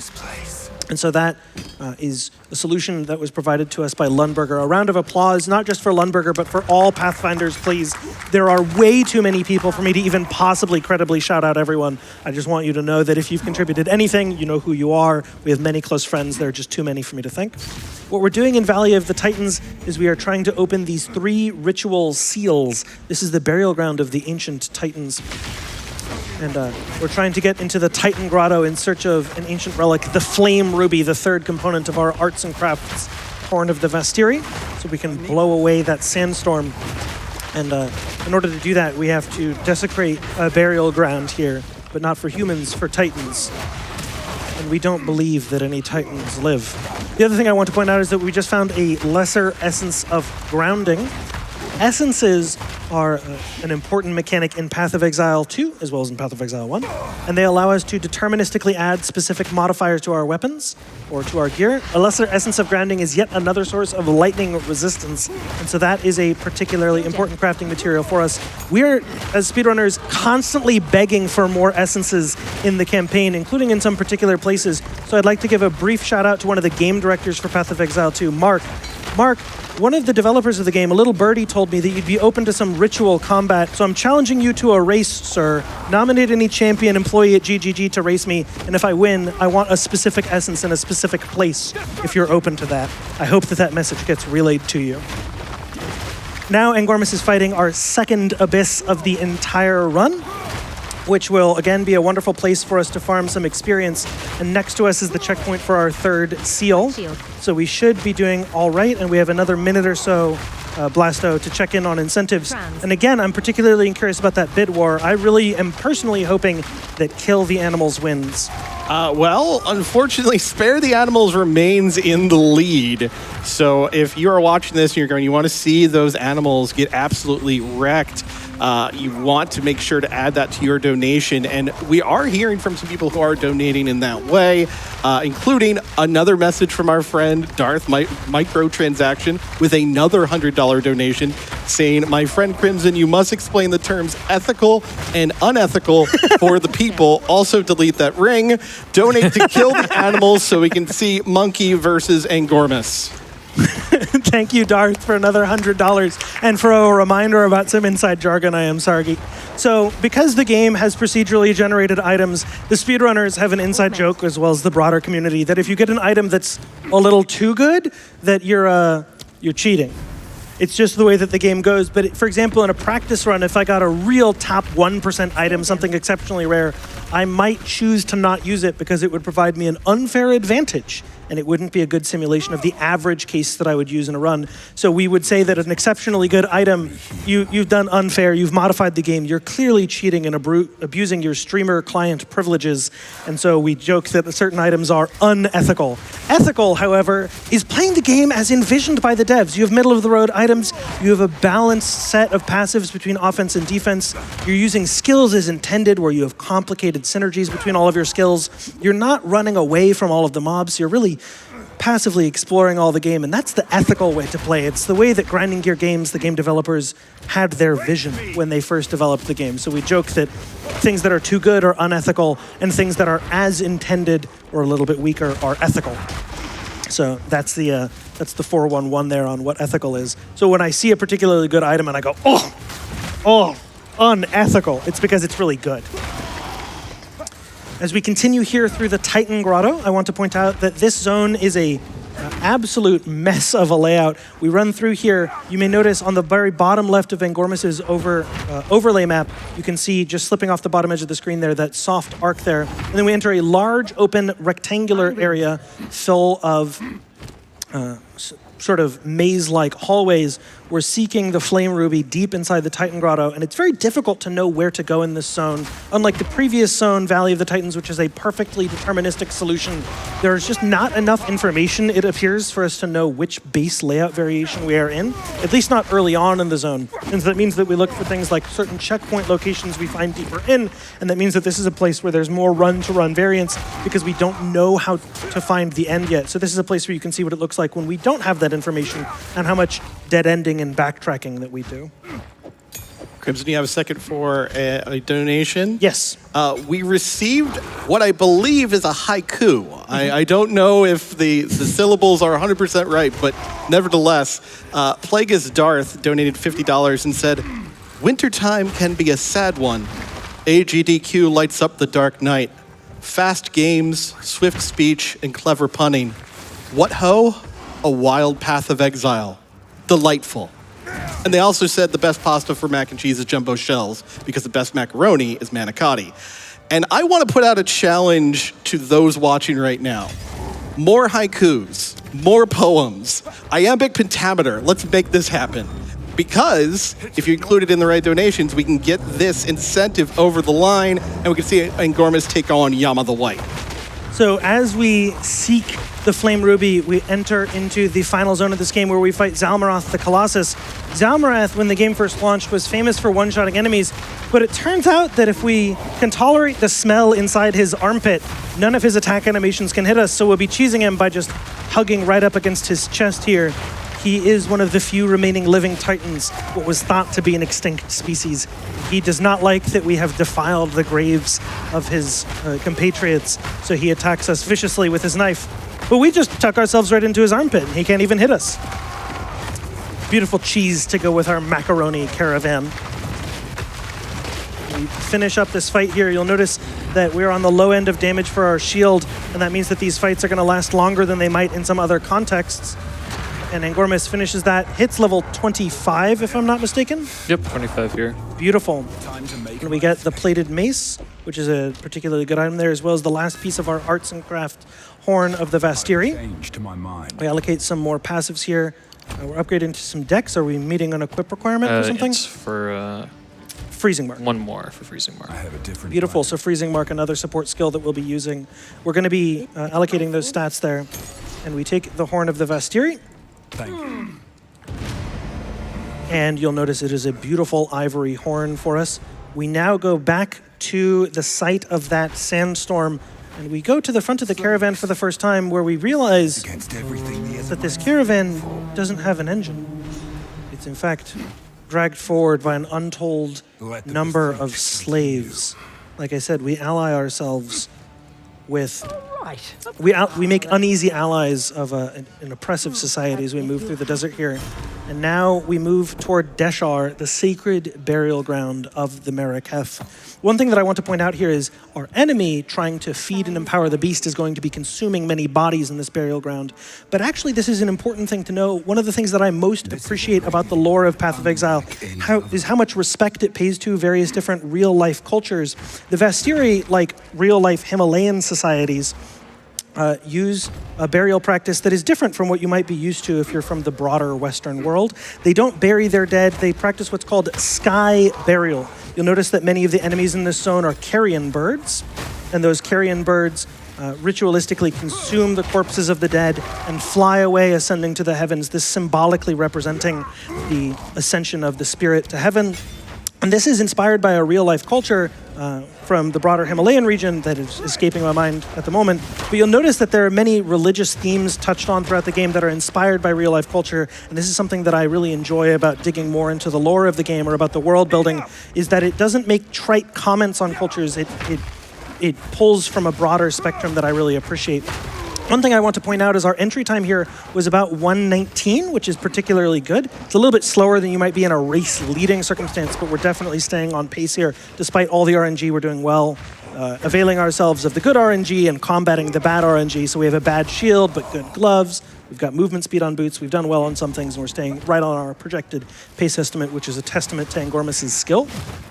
The other thing that I want to point out is that in this zone, we've been asked by Shambrin, the vendor in town, to see if her missing friend Lyluma has left us any hints to her whereabouts here. And so in order to get yet more weapon set passive points, we will need to find Lyluma's body, which is randomly placed within this zone.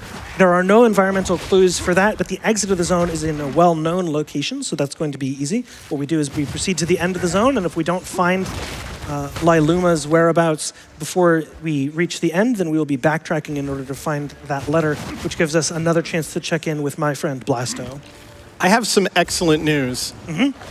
Update on the bid war. Kill is now in the lead. We've had a roughly $600 swing in the direction of Kill the Animals, and I think that was possible due to some of these donations. A $256 donation from Rob Antosh saying, Monkey C, Monkey Beat for stat advantage.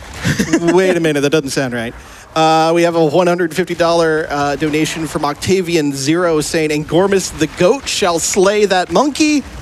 And we have another bit of poetry from Captain Spam, $25 saying, a pasta parade, macaroni caravan, rice may stay at home.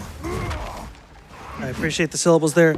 And here we have found the body of a fallen Dakara. It is a fresh corpse with an unsigned letter on it, and we now know Liluma's fate.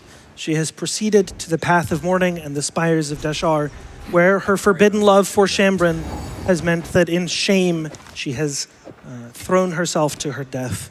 And this letter will remain unread. When we later present it to Shambrin, she will reward us with yet more weapon set passive points, but she will tell us to burn the letter without reading it, knowing her lover's fate. A very sad and poignant moment in the campaign. We now proceed higher and higher into the spires of Deshar and the path of mourning in pursuit of where exactly Jamanra, the Risen King, Oriana, and the Beast have gone.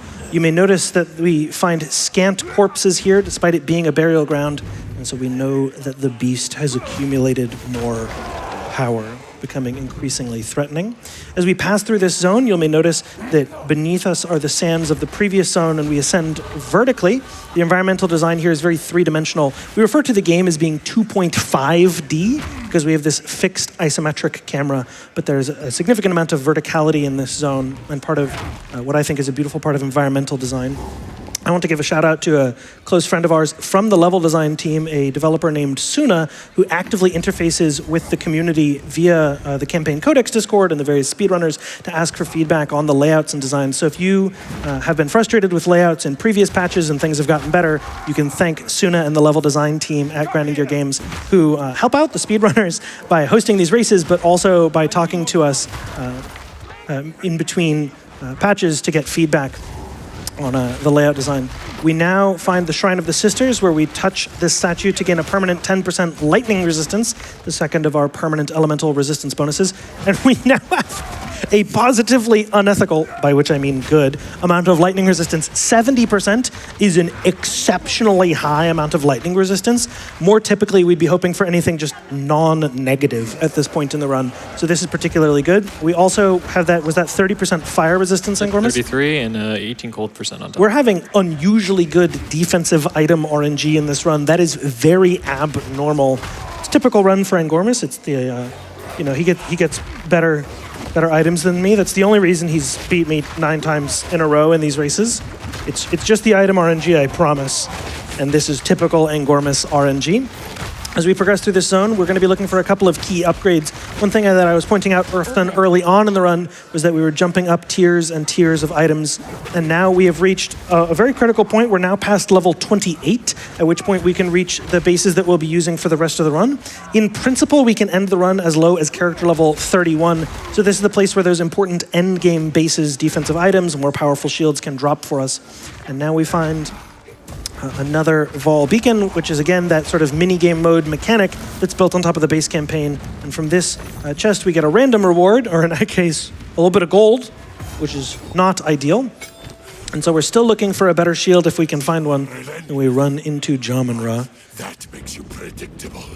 The time of the Faradin. I want to give a shout out to the boss design art team. I've spent so many hours on ArtStation over the last few weeks looking at the concept art for this boss and a few others. Torgul the Defiler is an enemy built out of chaotic magic from the bones of the consumed Meraketh. So we mentioned earlier on that they were coming here to desecrate the bodies of the venerated dead by consuming them to empower the beast, but they don't need the bones, so they construct Torgul for us, who is a very threatening enemy, especially with as minimal damage as we have in this particular run. Our shield is, we're at any moment able to get a better shield, but this particular one's not very good, so this boss fight's going to last quite a while.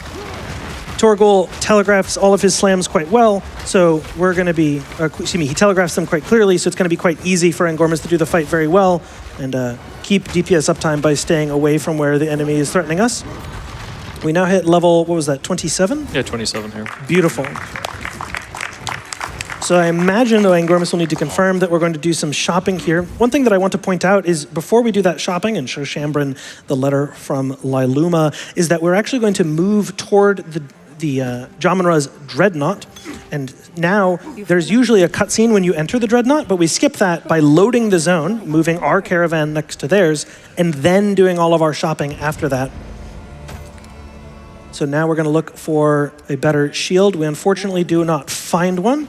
We back up something there. And now there's no entry cutscene here, and we can get straight to the action. This saves us about 10 seconds. If we had first done shopping and then loaded this zone, we would have had 10 seconds where our caravan rides up next to theirs. And now we're on the enemy caravan, which is the size of a moving city. But Blasto, I'm going to be talking a whole lot in the next 2 zones, and you're not going to have another opportunity. So if you want to interrupt me, now is the time. Hey, more than glad to do so. People are absolutely loving this run. Coming from the comments, not comments, sorry, donations. $20 from It's Ya Boy Titus.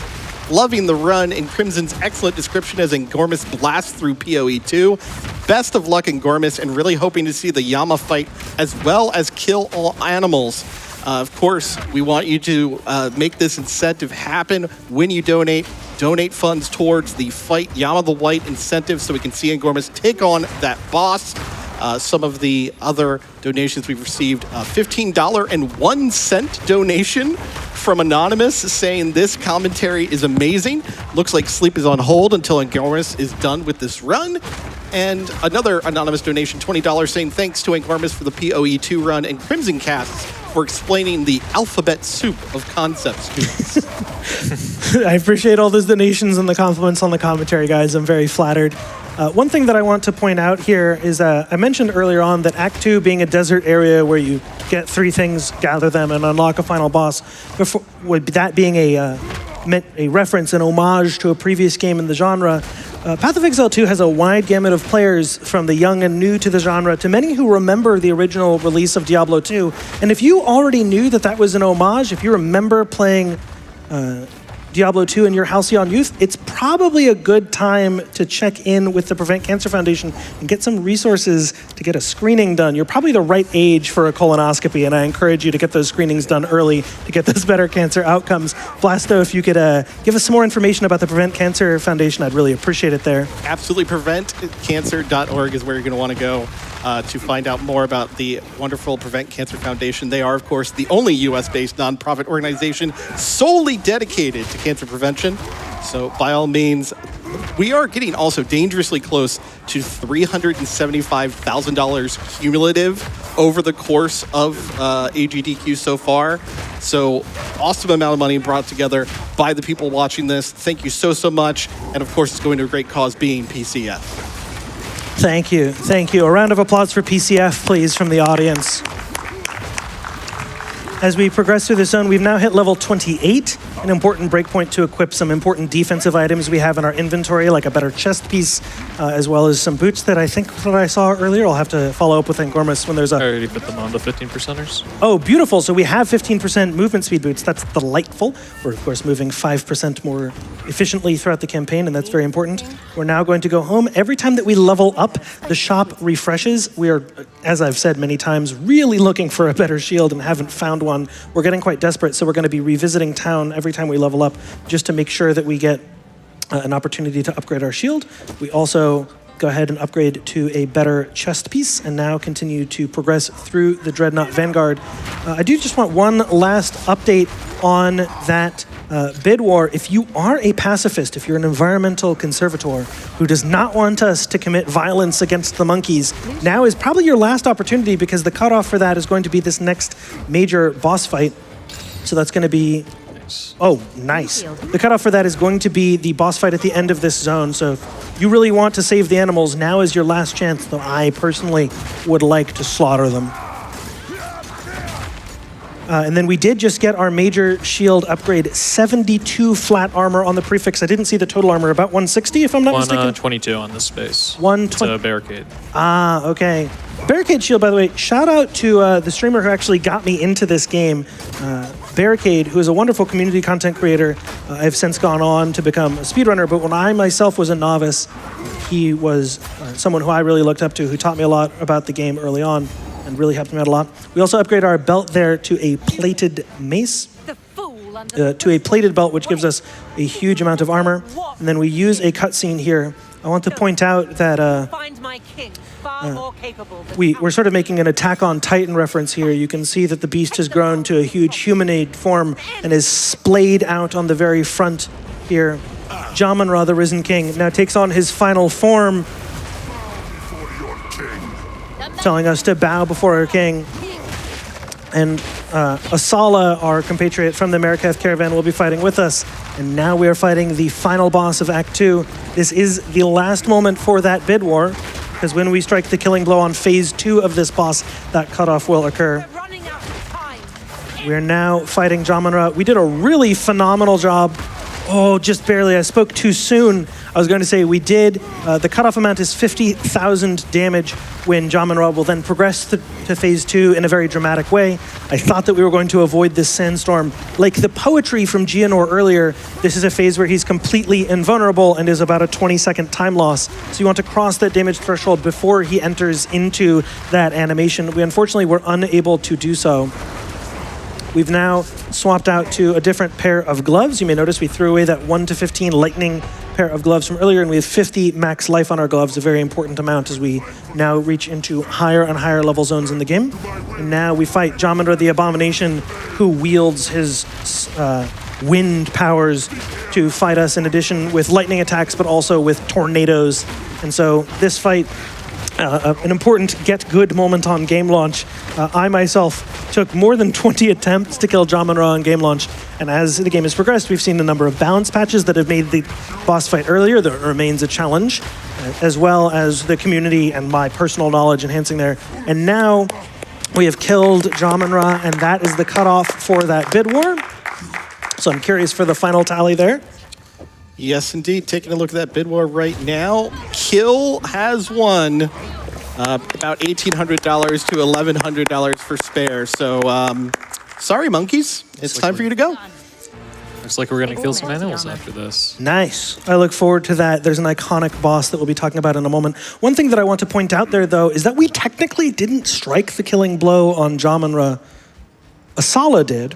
An interesting thing here is that in the game there's a mechanic called increased item rarity, which is a modifier that can occur on any of your items.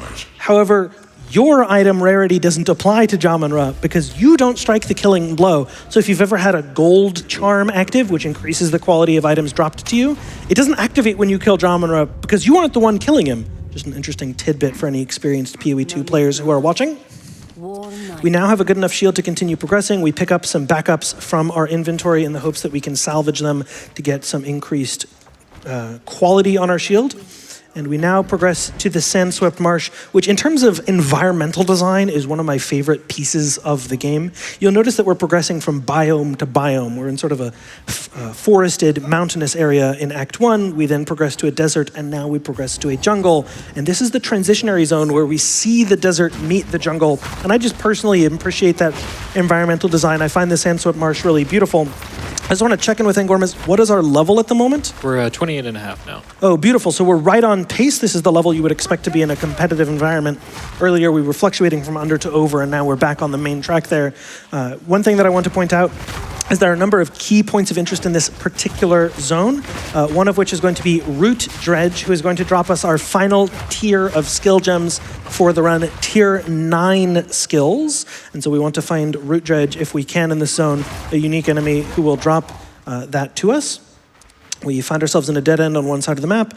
We use this opportunity. You'll notice that Angormus throughout the run has been opening his inventory more times than I've been able to comment on. Because there's so much run-to-run variance in the game, if you want to keep track of all of these different variables that I'm explaining, your items, your skill build, your stats, do I have enough intelligence to equip this, enough dexterity to equip that, how much max life do I have, is this pair of gloves better than that one? There's just so many variables to keep track of that you as a speedrunner, well, our first unique item of the game, beautiful, wonderful time as I'm in the middle of a long-winded explanation.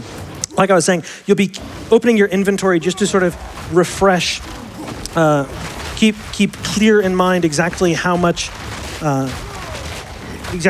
you have in terms of max life and resistances on various items. And so Angormus is going to be, when he's feeling less threatened, doubling back and checking into his inventory and his skills and his stats to make sure that he's where he wants to be and keep track of all these different variables.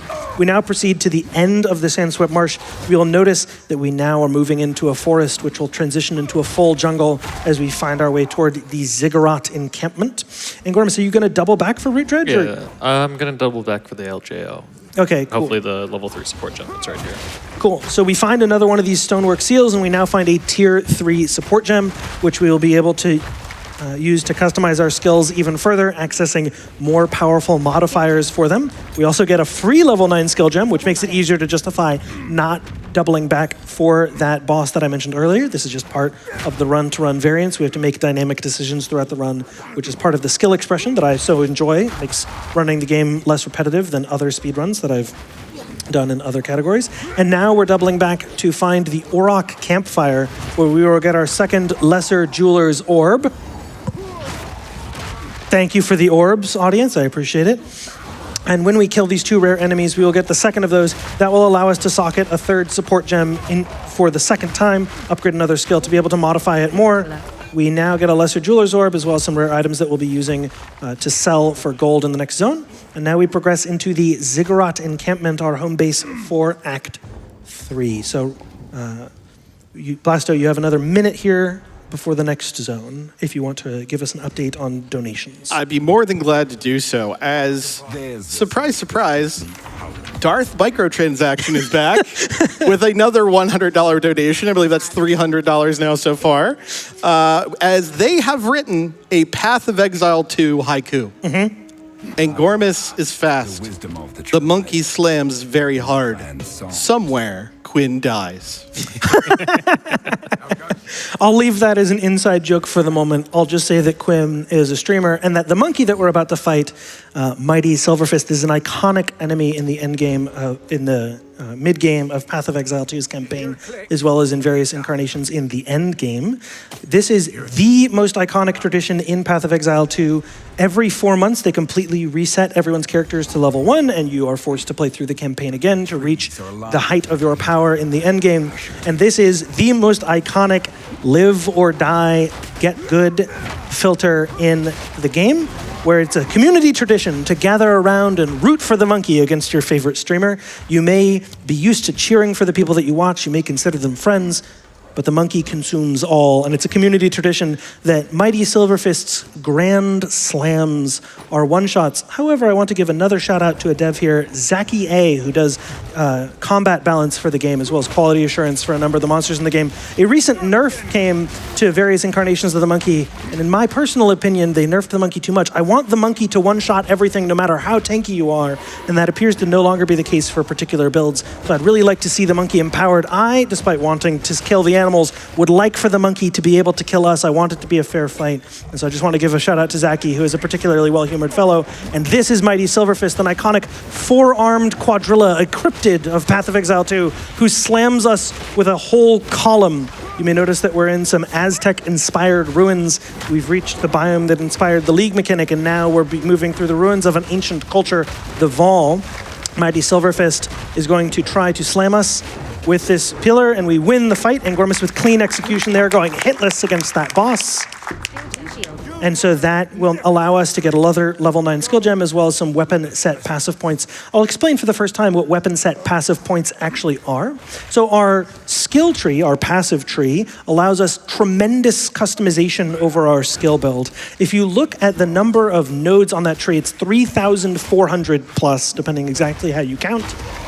For those of you who are elite Vol knowledge, who are familiar with Path of Exile 2, you will know that I'm not counting, for example, the Oracle Ascendancy. But those 3,400 plus points on the passive tree mean that the game is so deep and rich and complex that, in fact, if you were to take every atom in the observable universe and turn it into a universe of its own, rich with as many atoms as ours, in all those multiverses, one for every atom in the observable universe, there would be more valid paths through the PoE2 passive tree than there are atoms in all of those universes combined.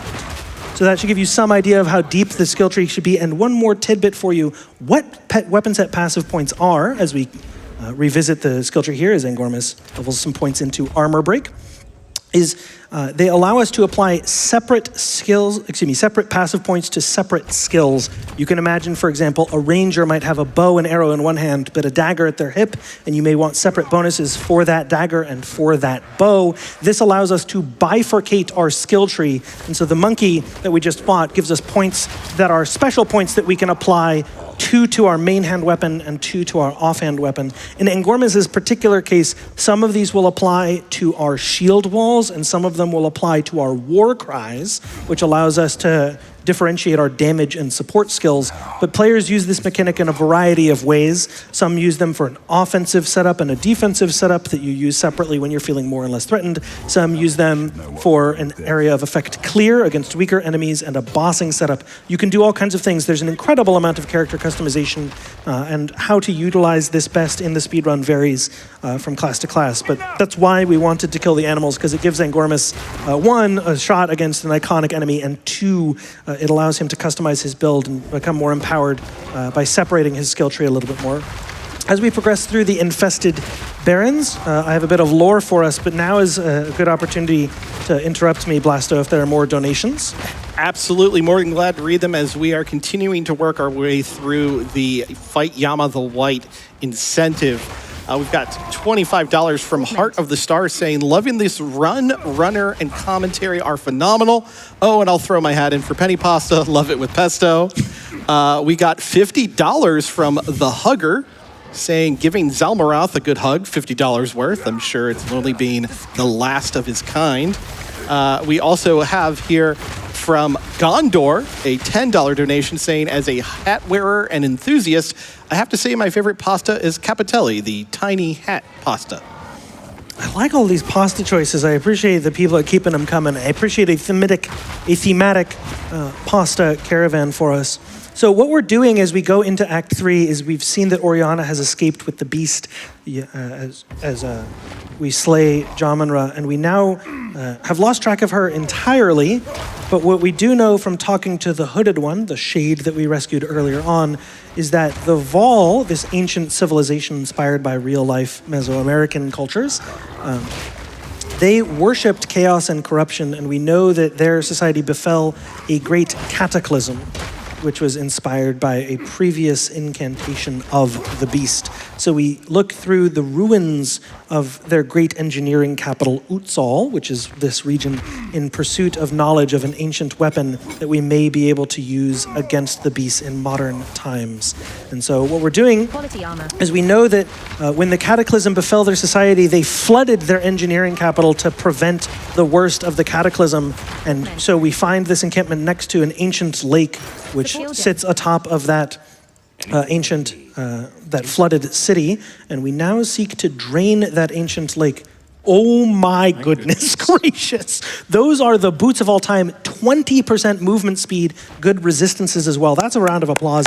That's the best boots I've seen in my last 20 or 30 full runs. Those are insane boots. I can't remember the last time I had 20%. I genuinely, I think I have something like 1,600 runs, and I've had 20% boots 15 times. That's a genuinely unethical pair of boots there. So as I continue here, what we found there is we found the entrance to the Motlin waterways, where the dam that guards that ancient lake is. And so we need to get into the Motlin waterways, but we find an empty socket that guards the entrance to those waterways, and we need to find batteries to power it, to summarize very heavily. And so we're looking for soul cores. The ancient Vols use the power of human sacrifice, trapping the souls of their befallen into soul cores, which they used as batteries to power their various seemingly magical technologies. And so we now search for the ancient engineering workshop of Jaquani. As we progress through here, though, Angormus is going to fight yet another one of these stonework seals, a Vol beacon, where he will get a level 9 skill gem. And I now must ask Angormus what level he is. I believe level 30? I'm almost level 31 right here. Beautiful. So we're about to hit the final breakpoint of the run, where we are going to hit a important breakpoint here to equip level 9 skill gems. Angormus, can you pin that shield in your inventory for me when you get a moment? So we have a shield that is 256 total armor, my goodness, that is a phenomenal shield. 15% lightning resistance, 16% fire resistance. That is about as good of a shield as you could possibly get. It has both flat and percent armor, which synergize with another, so that is an excellent shield. And that means that we'll be making a dynamic decision to level beyond that level 31 breakpoint that we typically would, all the way up to level 33, because this shield upgrade that we got from this procedurally generated item is so powerful that we modify dynamically our plan about what level to be. And this, again, is part of sort of surfing the RNG, the tides of chaos. We've brought our surfboard as we ride against them. Angormus is now working his way through the chimeral wetlands. I'll give you one guess, audience, what the final boss of the chimeral wetlands is. But this is another moment, Blasto. Before this boss fight, I'm going to cut you off when the boss fight starts, but you have time for 1 or 2 donations. We're glad to do so. We have a $75 donation from SG saying, donating 1 cent for every hour of Path of Exile 1 I played, hoping to match this for PoE 2 in the future. And we have $20 from Tornado Druid, who gave us 2 haikus. Hero surrounded, viscera and gore become, festooned all around. And also, equipment power, inadequate electro, dissipation, ow. I appreciate both of those haikus. Tornado Druid, no doubt a pseudonym chosen based on the newest class to the game, the Druid. We've been getting, oh my goodness, what an amulet. Beautiful. 15 strength, 65 max life. That is a gorgeous defensive amulet. We're now up to 727 max life on the basis of having that amulet. That's a little bit on the high side of typical for a warrior, and so that's going to be a particularly important defensive boon. So we're getting to the point where we now have a really good shield in inventory that we have to over-level in order to catch, and so that will be particularly important. Well, like I said, the Druid, Tornado Druid being a pseudonym, I am sure, probably named after a new class of the game, the Druid, and we're looking forward to having more different classes in the game as we get more balance patches and head toward the fall release. Path of Exile 2 is an early access game, and we look forward to more coming here. If you guessed that the chimeral wetlands were guarded by a chimera, 10 points to you. We fight Zyclution, who does a mix of damage. Most of the bosses that we fought so far have a sort of thematic, concentrated element, whereas Zyclution, the Chimera, does cold, fire, lightning, physical, poison, a whole smorgasbord of damage for us here. He will take refuge atop these platforms, which we'll have to break, so he slips and falls. And now Angormus will be able to stun him. You may notice underneath the boss's HP bar, there is a gold bar, which turns orange when we stun him. That is our stun buildup. One of the benefits of playing Warrior is that as you build up stun against enemies, you get 50% more stun buildup for the damage you do being physical, and 50% more on top of that for it being melee. So Warrior is especially good at stunning bosses, whereas you have to go out of your way to stun bosses if you're playing a ranged or non-physical build. And Angormus, with his shield, will be slamming Zyclution to the ground. We've now hit level 31, and we enter into this ancient engineering workshop, Juquani's Mechanarium. This is a place where we've requested that the audio team separate Angormus's audio from mine, as there is an important audio cue throughout the next 2 zones, about 8 minutes of gameplay, where he will need to listen for an environmental audio cue. Like I mentioned earlier, Path of Exile's developers have given you the ability to customize the sounds of your item drops, and one of the customizations that speedrunners frequently make is they add directional audio to key quest items in areas that are very wide open. So when we look for these soul cores that we're using to get deeper and deeper into this ancient engineering workshop, we will be allowing Angormus to hear a directional audio cue as I continue to talk to you guys in the Twitch chat audience. We hear that loud clang, which Angormus has used to localize where this small soul core is. So that's the first of several. And now we continue to progress. We're taking experience here where we would not usually. We hear another soul core through the wall, which tells us that Angormus, after he passes through this stone altar, should turn right, which he will.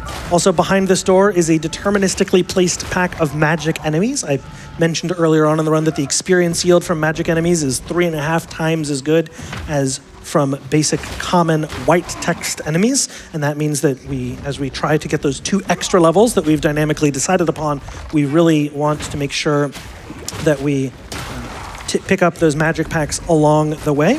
And now we progress deeper and deeper into the zone. You may be curious, I said that we wanted batteries to unlock the Motlin Waterways, and I called them soul cores. Why did I not take that first soul core to the Motlin Waterways then? And that's because so far we've only found AAA batteries when we need a 9-volt. So we use those to unlock doors and get deeper and deeper into Jaquani's Mechanarium. And Blasto, you have about a 2-minute gap here where you can just read as much as you want. Fantastic. I have some great news. We are officially over $12,000 for our Fight Yama the White incentive, so about halfway there. And that also put us over $375,000 for AGDQ thus far. That was through donations like these, $250 from the Ein Sama saying, PoE described in one sentence, hello, I am a fairly new player with 600 hours. How do I? An iconic meme within the community there referenced by that donator. You may notice that someone earlier donated $75, one for every hour that they have played, 7,500. That's not an uncommon total. When I say that the game is enormously rich with content and complex systems for you to optimize against a speedrunner or min-maxer's paradise, it frequently attracts players who dedicate many thousands of hours. There's an iconic forum post that once went viral where someone said, hello, I'm a relatively new player, parentheses, 500 hours, and I have a mechanical question. And for any other game, 500 hours would be a tremendous amount of information, a tremendous amount of time to dedicate to gameplay, but in Path of Exile, that is being a new player. We've now reached the heart of the ancient engineering workshop where we we've located the soul core, but it's inside a wall. We're in an Aztec-themed zone, and we need to get a guy who's mounted inside of a wall. I just want to ask the devs, is this a JoJo's Bizarre Adventure reference? In order to unlock that ancient soul core, though, we need to power up 2 generators on opposite sides of Jaquani's sanctum. And so what we're doing here is, Angormus is a very fixed layout. It's shaped like this when you enter at the bottom middle. You will then be able to go to either side where you'll find these 2 low power generators, and we need to power them up. So we're looking for some medium soul cores. Angormus is also making ample use of a system where he can swap between support gems between skills depending on whether or not he needs all the damage. Against bosses, he prefers the maximal amount of damage. Against mobs, he prefers a larger area of effect to clear up larger packs of enemies and take experience more efficiently. And this means that he'll be swapping back and forth between bossing and mob clear based configurations. That is the next that's the next directional audio cue that Angormus needs. So he's passing through this large pack of enemies and he barely survives. Oh, beautiful gameplay there. He survives. And that directional audio cue allows Angormus to then know where that soul core is, and he paths to the second generator. With any luck, we're going to show off a beautiful traditional speedrunning trick here in a second. He's going to use this medium soul core to empower the first of 2 generators right here. So he's going to put it into the ground, and we haven't found our second medium soul core. We need both for the pair of enemies, so we'll reset at the checkpoint. What happens is the location of those soul cores gets shuffled around. We hear that directional clang when we reset at checkpoint because that quest item moves in location, and now we know that it's in greater proximity than it would have been. This allows us to, instead of moving to the items, we move the items to us. That directional clang, though, not exactly clear where it was. And so we now see it on the edge of our screen. You notice these red lines glowing in the floor. It's because we've empowered them with sufficient soul core magic. So Angormus is now going to path back to that checkpoint next to that first generator, and he will then switch to the other side of the zone, empower the second generator, and Angormus can once again join the commentary stream of audio with us, and we can continue talking as friends as we fight Zikawatl, Warden of the Soul Core. I want to give a shout out here. It may seem like I know everything in the game. I promise you I'm not. I rest on the shoulders of giants. And this is a fun fact that was taught to me by a commentator for the Grinding Gear Games official races. You may notice if you look at Zikawatl at the right side of his health bar, there are icons that show that he is red lightning symbol and then silver cold and fire symbol. And that is because he is a construct, and constructs thematically are resistant to fire and cold and weak to lightning. This was taught to me by Ziggy D, who is the official host who is one of 2 official hosts of the Grinding Gear races. There is a huge interfacing of knowledge in the community, and everyone likes teaching each other things. So I want to give a shout out to someone who's taught me a whole lot about the game, Ziggy D. We kill Zicawatl, who, like I said, is an Aztec-themed guy that comes out of the wall, drops us a soul core, and this will allow us into Motlin Waterways. Motlin Waterways is the most iconic zone in Path of Exile speedrunning in my mind, because it is the site of one of the greatest racing moments in history. Like I've said, there have been 9 official races so far, and in one of them, Angormus, who was at the time undefeated outright, seemed undefeatable, but a mysterious player on an alternate account, someone with fewer than 100 hours played, showed up out of nowhere, logged in anonymously, and was ahead of Angormus. At that point, an undefeated speedrunner. Who is this mysterious Jose? Jose _ El Diablo _ Rake, a mysterious speedrunner who appeared out of thin ether and held a lead over Angormus very late into that race. One of the more dynamic and exciting racing moments to see an anonymous player come and compete against the greats like Angormus. And in Motlin Waterways, they had to play particularly carefully. The way that they accumulated a lead over Angormus was to play a very risky strategy by being very, very, very under-leveled. They don't have to kill as many things to level up as much. That makes them fast in the beginning, but it means that they'll be under-leveled and weak and slow in the end. And Jose's risk-reward strategy did not pay off because they lost so much time in zones like Motlin Waterways, where you need to fight a bunch of mobs who attack you as you pull levers to drain that ancient lake, that Angormus chased them down and caught them. There was great drama in this. If you're ever curious about Path of Exile speedrunning, we're probably a few weeks away from the next major race cycle, and I encourage you to come and ask any questions that you have about the history of PoE speedrunning, or even if you don't play the game, to watch any of the official races, to just enjoy speedrunning as an esport. One of the interesting things is that the way that players interface with mobs in here, you'll notice that Angormus is kiting mobs in order to get into particular positions to block them off so he can pull the levers without needing to waste time in killing them.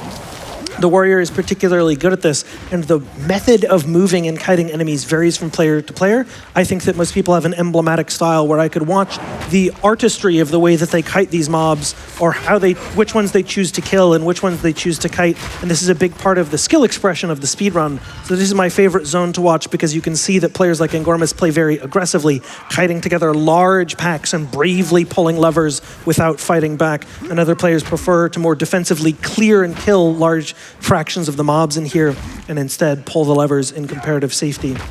And it's very, very different the way that people move through this zone. Angormus takes a trip and fall. And Blasto, you have about 45 seconds, maybe one donation before the next piece of information from me. Well, in that case, I'm going to go ahead and go with this $73 donation from Sir Gog, who says, "May your Val orbs have interesting result." Audience? Orbs. Shout out to Sir Gog. I appreciate that donation. If I'm not mistaken, another content creator for PoE2, a friend of ours in spirit. So as we move toward the end of the zone, I want to shout out the other traditional host of the Grinding Gear Games races. I'm the commentator today, but the Grinding Gear Games races are hosted by Ziggy D and Rise QT.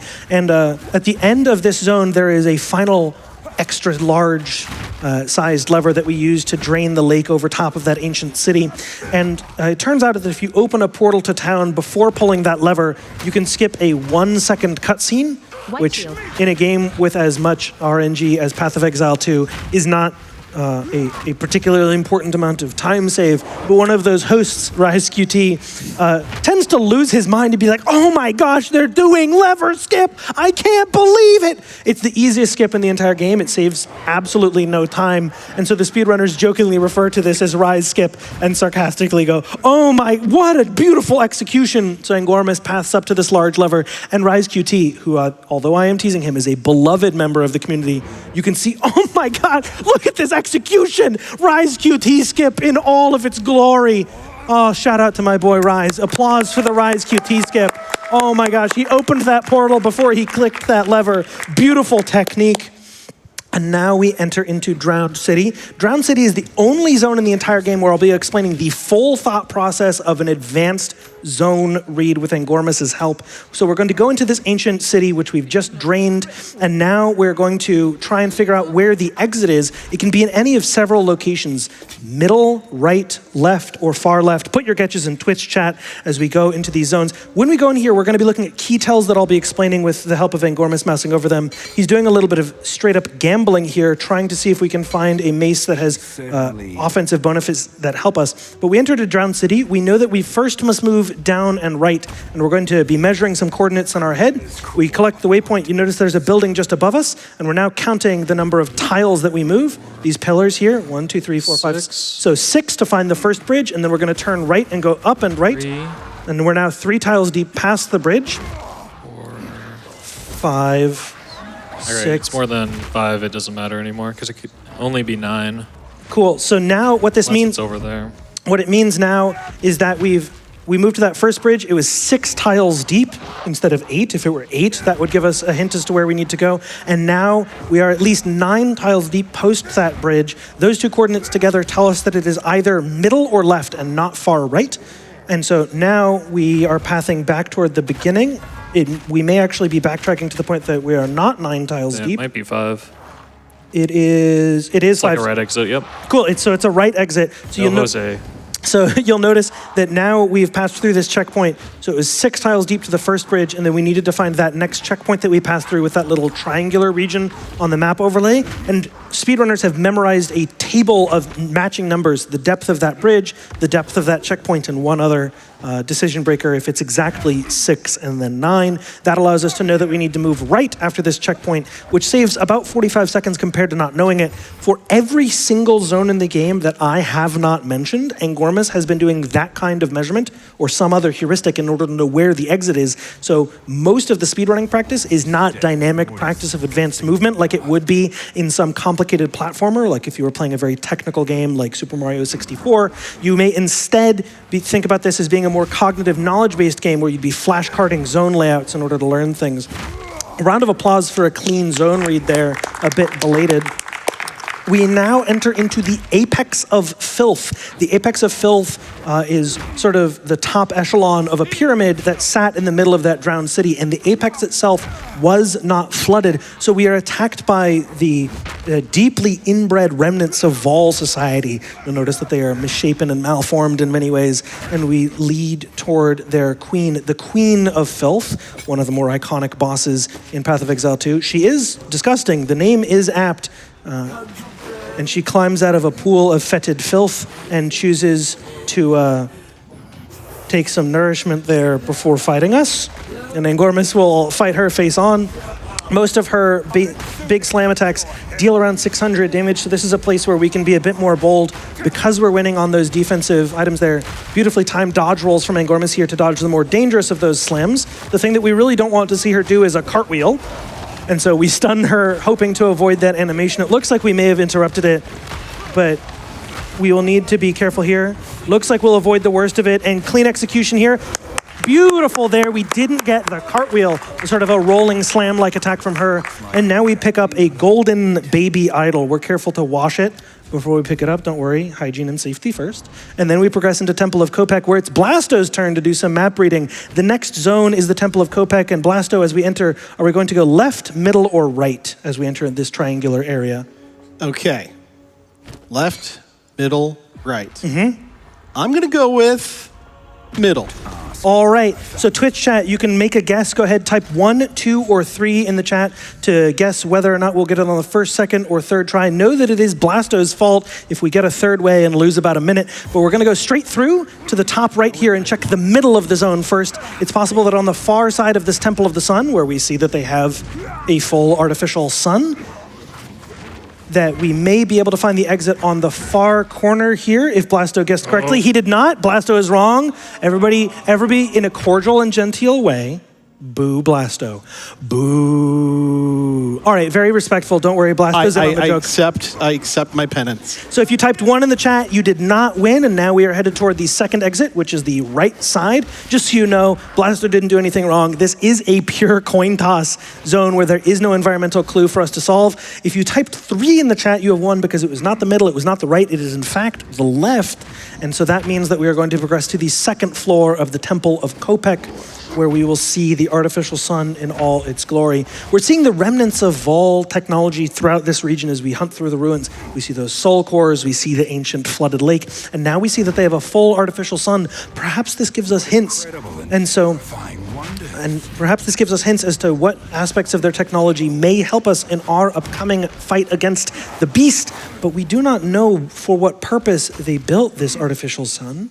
And now we fight Ketzuli, High Priest of the Sun, who does an incredible amount of fire damage. You may notice Angormus swaps to a ruby ring to get additional fire resistance here against Ketzuli, who is a highly mobile boss.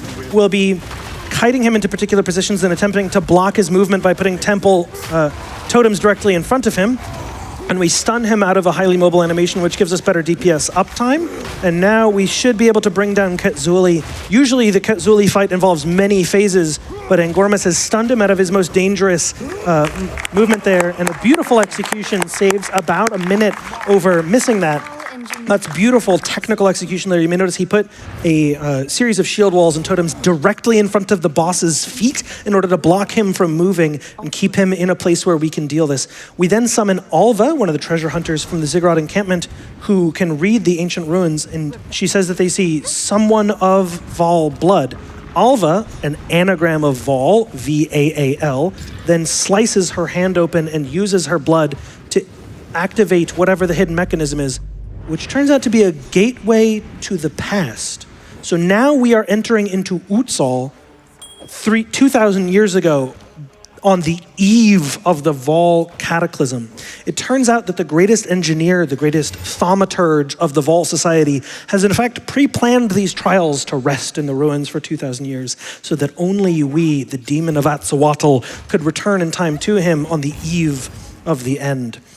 And now we progress through Utsal, one of the more iconic zones in the game, because there are enemies that are so tall we cannot leap slam over them, and they do cold damage to freeze us. And Angormus is going to path through this zone. We have some open-ended pathing. Blasto, you have about a minute for more donations and incentive check-ins. More than glad to do so. We have a $26 donation from Guy That Dies. Saying, as always, amazing commentary for Crimson. Hopefully we can get some Crimson commentary in the official races soon, and mad respect for the smooth gameplay from Angormus. We also have a $50 anonymous donation saying, I couldn't help but want to donate after such an amazing run and commentary. I've never played Path of Exile, but now I'm sending the stream to all my friends to gather a crew to play with. Thank you for such a cool showcase. And I do also want to make mention that the bid war for our next run, which is Metro Prime 3 Corruption, for the Me bobblehead choice just opened up. So if you want to start donating toward that, now is the time. But back to you, Crimson. Thank you. We've entered into Viper Napwatsi. I want to point out, Angormus is making all these fights look easy. When I first started playing this game, I failed the Viper Napwatsi fight, I am not exaggerating, 50 times, and then logged out for 2 weeks. That is how hard this game was for me on launch, and Angormus makes all of this look easy. Viper Napwatsi greets us, knowing, having been alerted by Doriani, that there may be visitors from the future coming back to the past. And now we'll see some beautiful dodge rolling from Angormus as she empowers her speared guards with poison. Angormus is in fact abusing the iframes here. She's intending for them to jab us, and it turns out to be easier to just use the dodge roll to dodge under the spears as they stab at us, and that's easier than just walking away from the poison spears once you get the timing down. A shout out to our friend Guy That Dies, one of the previous race winners, an undoubtedly top 3 competitor in the GGG races, who helped us prepare for this commentary. Guy That Dies with that donation, a close friend of ours that we want to shout out. We then got some double flat damage gloves that we aren't swapping to just yet, unless I missed the item swap there. And now we progress toward the apex of the Vol Society, the Agorot. the ancient version of the Apex of Filth. And I have some call and response for the audience. In order for us to sneak by the Vol guards, we need to... They're planning for their leader, Queen Atziri, to commune with the beast. I will leave it up to audience interpretation what exactly communing with the beast is. Moment of pause there, but I need some call and response. They have a town crier here shouting at Ziri, and then some words in ancient Vol. So I need you guys to join in on the call and response with me. Your line is at Ziri, and I'll be repeating the herald crier here in the hopes that it helps Angormus sneak by the Vol guards. So with me, 3, 2, 1. At Ziri. Ekte mu kanebal. Teo yuxale yutsal. Teo yuxeo sensionara. At Ziri. And we've snuck by the guards there. Thank you to the audience. I really appreciated that. And so now we head toward Doryani's engineering sanctum. I mentioned Jaquani, one of the great thaumaturges of the past. Doryani is the greatest genius in the history of the Vol Society, the chief engineer, the CTO of Vol Society, the chief thaumaturgy officer. And you may notice that his magic appears to be powered by an exorbitant number of sacrifices in the preparation for communing with the beast. They've sacrificed an unusually high number of people so that their blood and souls can be used to empower various terrifying machinations inside of Doryani's sanctum in the Black Chambers, and we fight toward him. And you hear his overvoice there. No mercy then. Kill him on sight. Sorry, I just appreciate the voice acting there. We head toward the final boss of Act 3. You have 1 minute here, Blasto, to give us an update on that Yama the White incentive. I'm really hoping to see it, and we have maybe 40 minutes before the cutoff for that, so I'd really like an update. We are at about 50% still, so just over $12,000 for the Fight Yama the White incentive.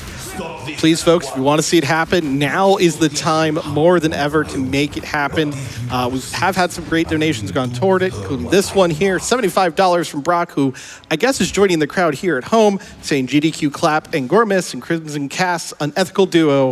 At Ziri. At Ziri. Ekte mu kanebal.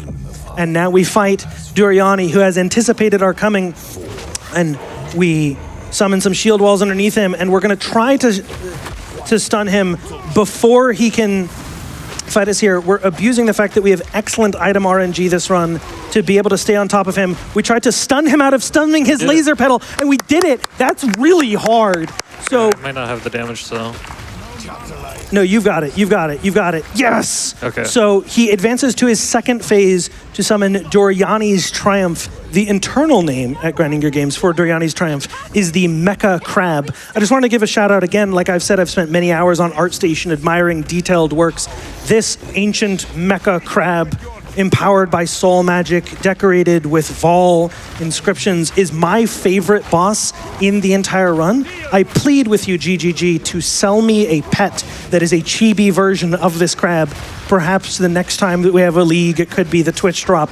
I really like this guy. Please give me like a wallpaper. Sell me a pet version of this crab, I beg you. Shout out to Yifeng, I believe that's the name of one of the artists on ArtStation who has a bunch of the concept art for this boss. Angormus progresses beautifully through Doryani's Triumph, and the lasers would come out of the back of the crab there, but we finish that boss fight. A clean kill there, 2 hours, 13:58. So we remain on pace for that 3-hour estimate.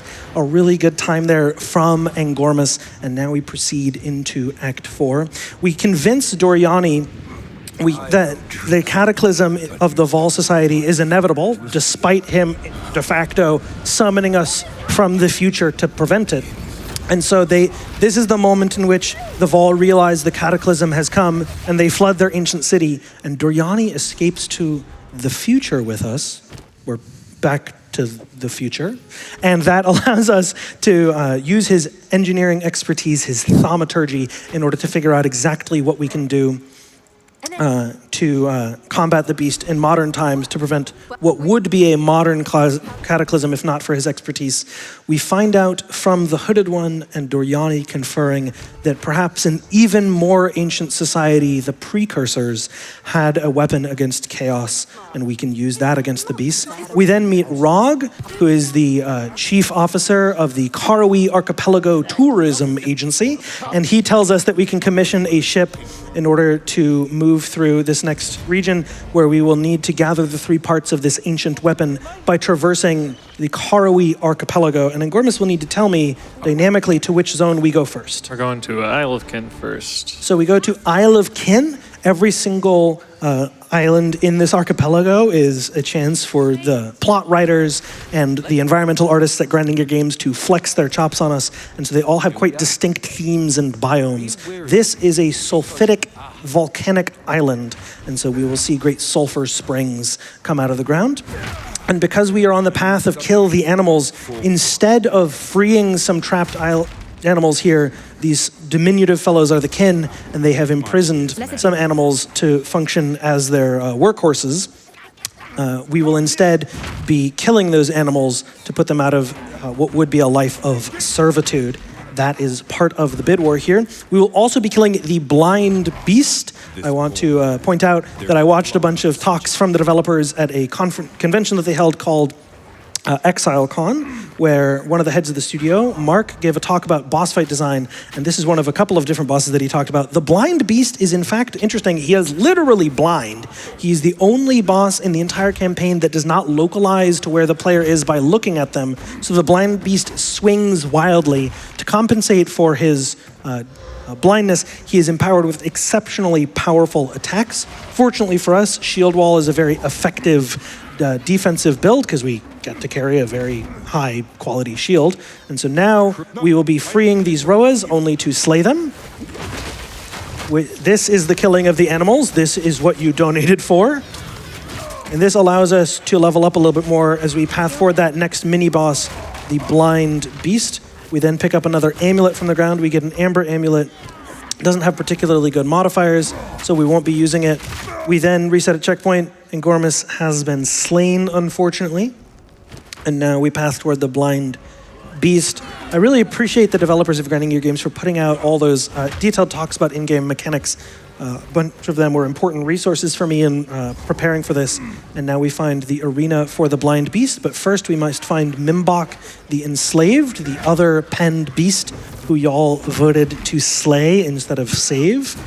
And so as we search for Mimbok here around the corner, this is a good time for some more donations, Blasto. Absolutely. I've got a $25 donation from Adam N saying, this game is so dynamic, so I've dynamically decided it's time to increase PCF stats against cancer. And that's really what it's all about here, making sure our donations go toward PCF. We also have a $50 donation from the Gecko saying, more PoE2, please. Well, it sounds like we've got at least about an hour left, so. Something like that. More if we donate to meet that Yama the White boss fight incentive. Very, very true. And a donation toward that, $20 from Anonymous saying, Yama sees you. Oh no.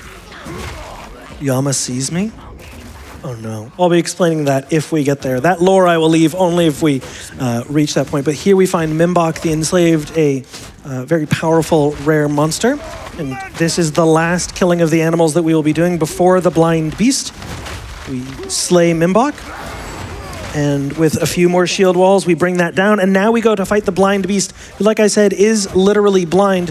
Angormus has the opportunity to fight this enemy here, who, like I said, literally cannot kill us. We now get a level 4 support gem from the ground from Mimbok, allows us the final skill or support gem upgrade to our build.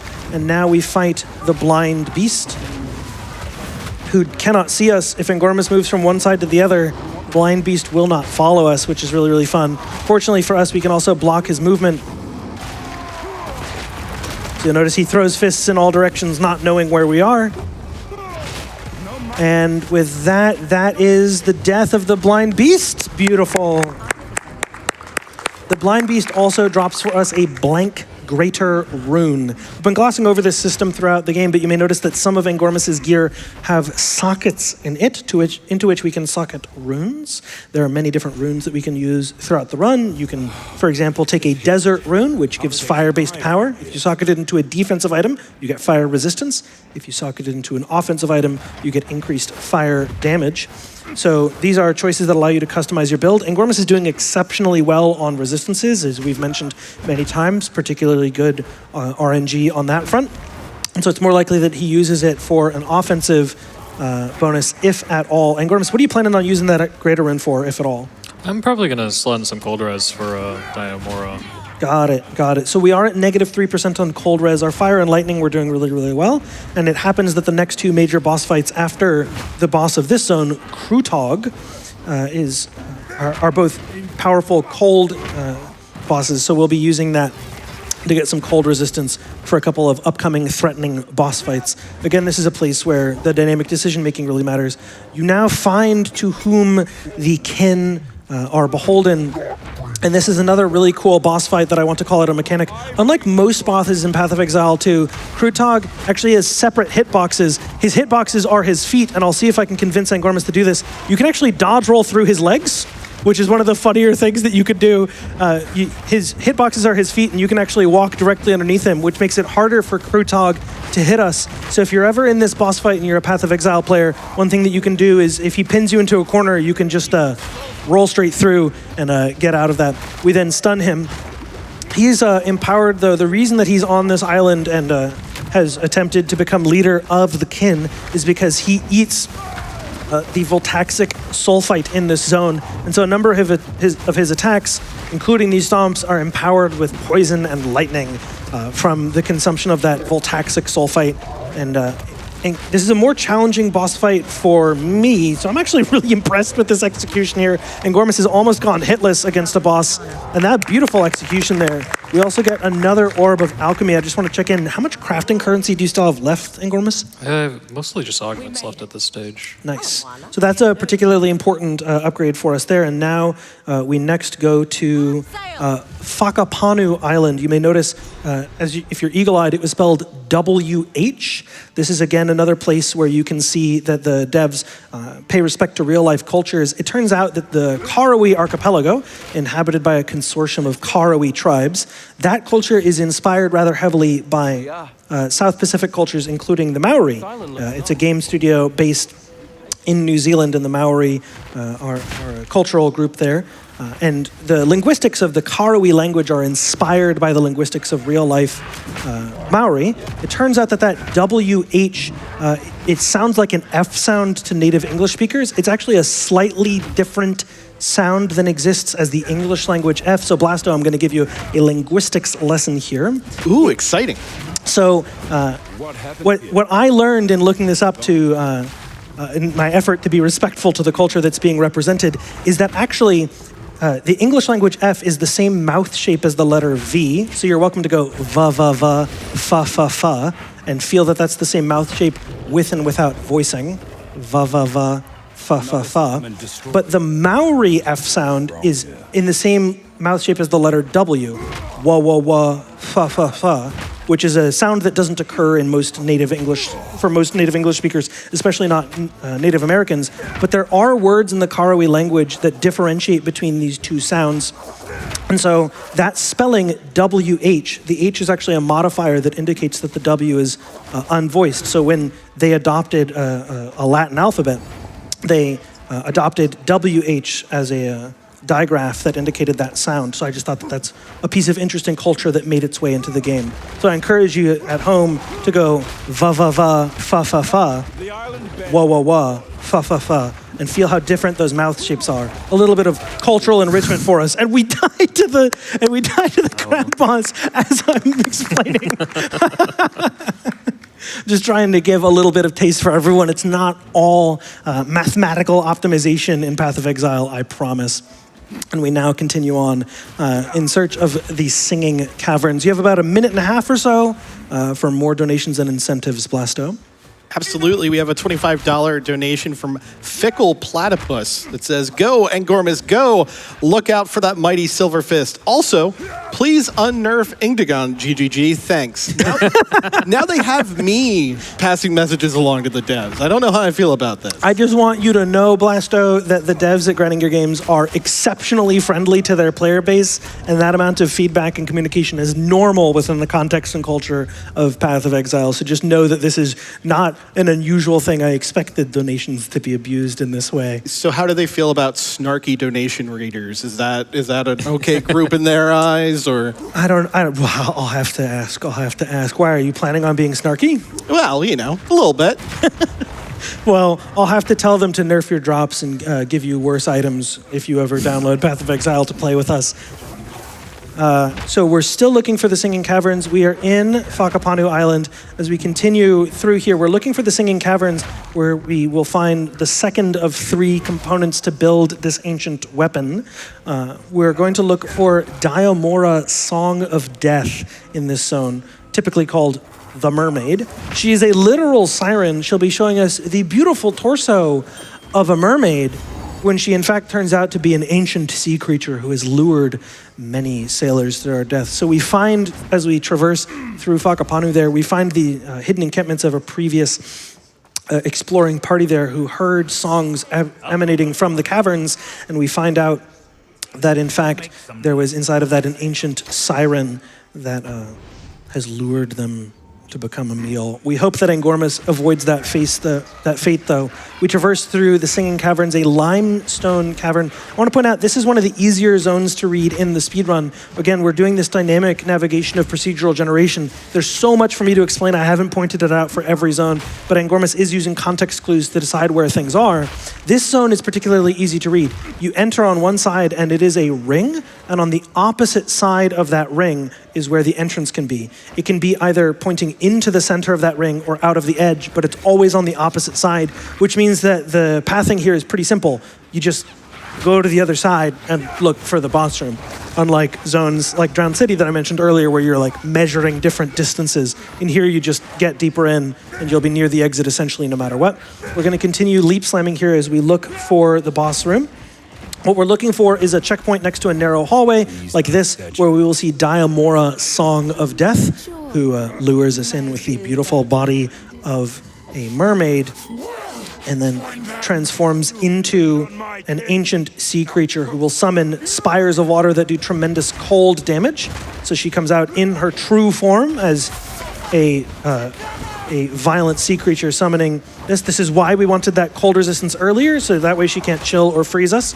And then again, that melee physical damage that we're doing does tremendous amounts of stun damage that allows us to bring her down pretty low here.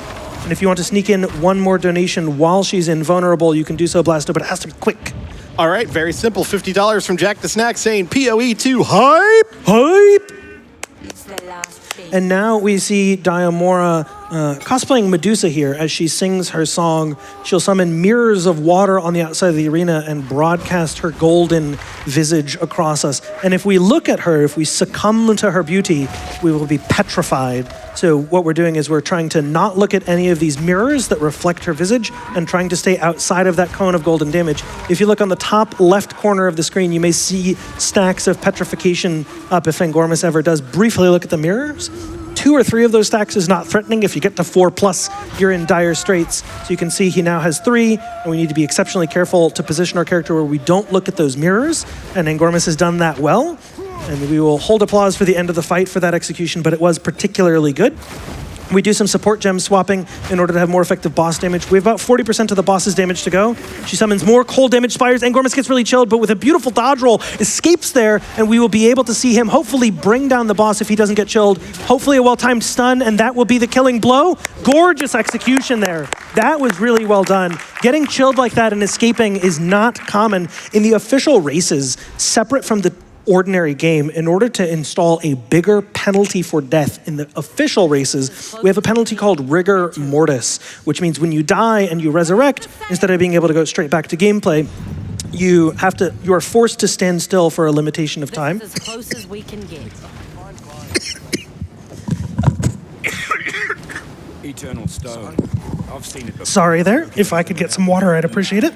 And if you like, you can also read some additional donations. Please. By all means, I have $100 from Anonymous saying, Path of Exile, love the games, GDQ, love the cause, to many more years for both. Let's go. I also have a $150 donation from Melon123 saying, I'm not really a Twitch person, so as someone who normally watches the VODs on YouTube, I'm thrilled to be able to watch the live stream on YouTube this year.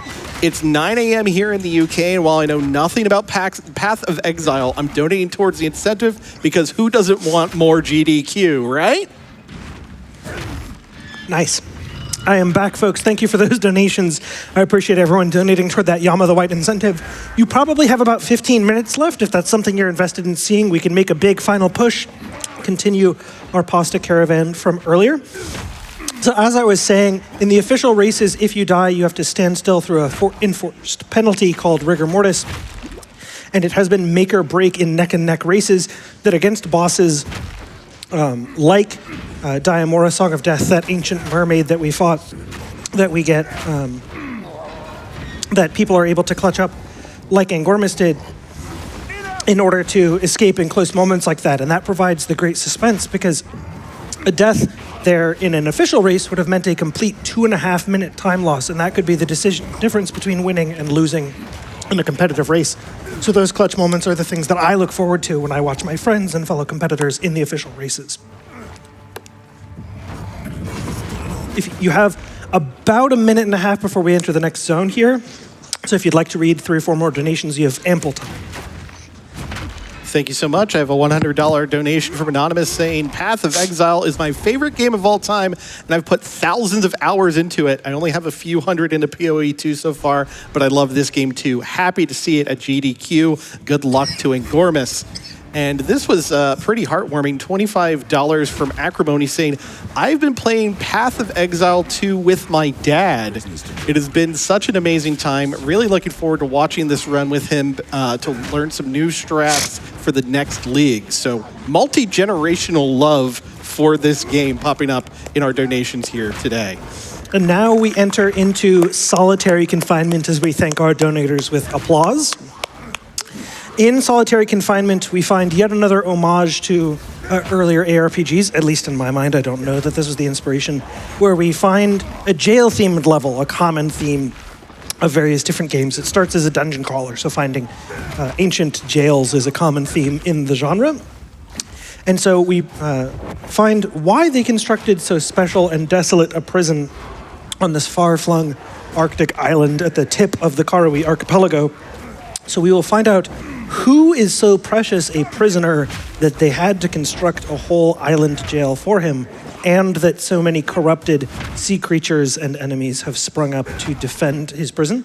We use Leap Slam there in a way that you may have noticed. There were some gates that had doors. We don't need to open the door because we can Leap Slam straight over the gate itself. And now we find the flooded prison. We passed a lore plaque there that is a warning from a previous Karowe leader to not go in here. But in our pursuit of the ancient weapon, we find that the prisoner is this guy, who's he's named the Prisoner. So if you guessed that the prisoner was the prisoner, you guessed correctly.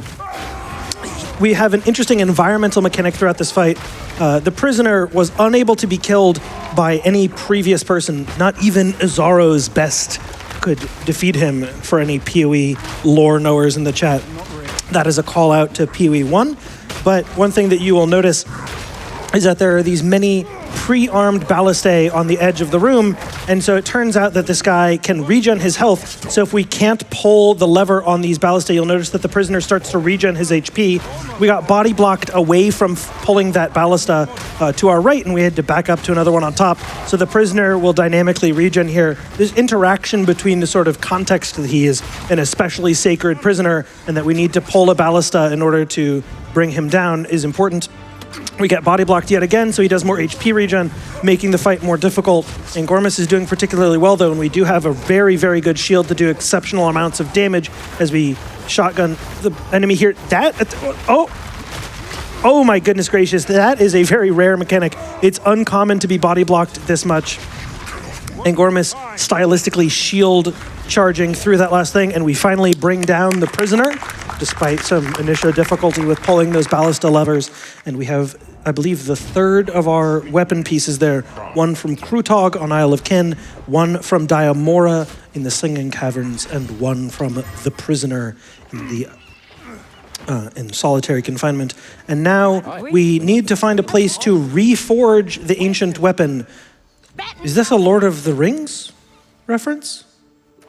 In any case, we now go to Arastus, a beautiful zone inspired by Mediterranean markets, which we will find inhabited by a religious order, confusingly an agnostic religious order that seeks to slay the gods. And this will be a good time while we go through some lore and cutscenes here to talk over us with our hopefully final update that we are really charging for that Yama the White incentive. We have made it past $13,000, so we are making some progress, though I recognize our window is closing. That said, the macaroni has come back with a vengeance. Don't call it a comeback. It's been here for like 2 hours. We have $10 from Wendy Wilson saying, I like bow tie macaroni if it's mac and cheese, but a good tricolor rotini or ravioli is better with Alfredo. Enjoying the run, AGDQ always makes a good thing to watch when I'm feeling lonesome this late at night. Well, hey, Wendy, thanks for hanging out. We also have $10 from Moose8710 saying, favorite macaroni shape, I am a Mario mushroom molded macaroni masticator. Easy for me to say. Marvelous. So I would like to say, Moose, you make me manic throwing out things like this. Back to you, Crimson. I appreciate it. So what's happened is now that we are so close to reforging the ancient weapon, every single different cultural, religious, or political faction in the region has decided that they want the weapon for themselves. We see that these people have absconded with the weapon pieces that we already have, and that they have chosen to try and use it for their purposes, slaying the gods in the great pantheon of Path of Exile. And we want to use it against the beast. So you can see that we are at opposing ends of this, and they've stolen it from us. We now will hit a point of interest over here, a bell that will grant us some important crafting materials. Exalt. We get Exalt said to us by our TTS filter. We have 3 exalted orbs, and Angormus can choose to use these to polish off the last of his items. He makes some defensive upgrades there, feeling that that's maybe better spent than what he could do offensively, already having such an excellent shield. And we progress toward what I personally find the most challenging pair of boss fights in the entire run, the penultimate and semi-penultimate fights of the typical any percent speedrun, those being Torvian, Hand of the Order, and Benedictus, Herald of the Order. So as we enter into this, I want to explain, much like Angormus gets empowered by cheers from the audience, Torvian is buffed by multiple priests who stand on the bleachers at the corners of his arena. One of them empowers him offensively, one of them empowers him defensively, and one of them makes him able to chill us. So what we're going to do is, Torvian's not that bright of a fellow, and I'll explain more about Torvian in a second. A funny mechanic here, this mob that holds us in this bubble at the front of this church, when we reset at checkpoint, if you haven't cleared this mob, you're reforced all the way back to this cutscene. So that was a small mistake on Angormus's part.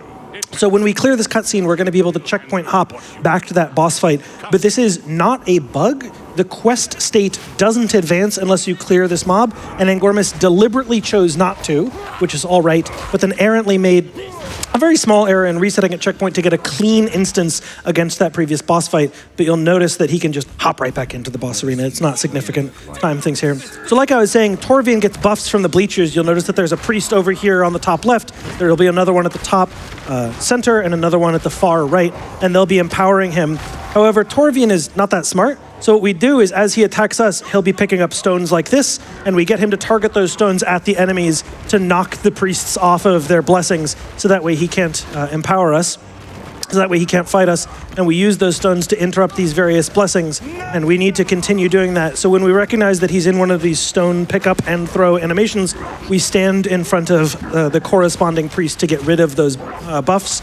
And like I said, Angormus needs help in this fight. Cheers from the audience to counteract the cheers from the heralds that empower Torvian, Hand of the Savior. against whom Angormus is doing particularly well.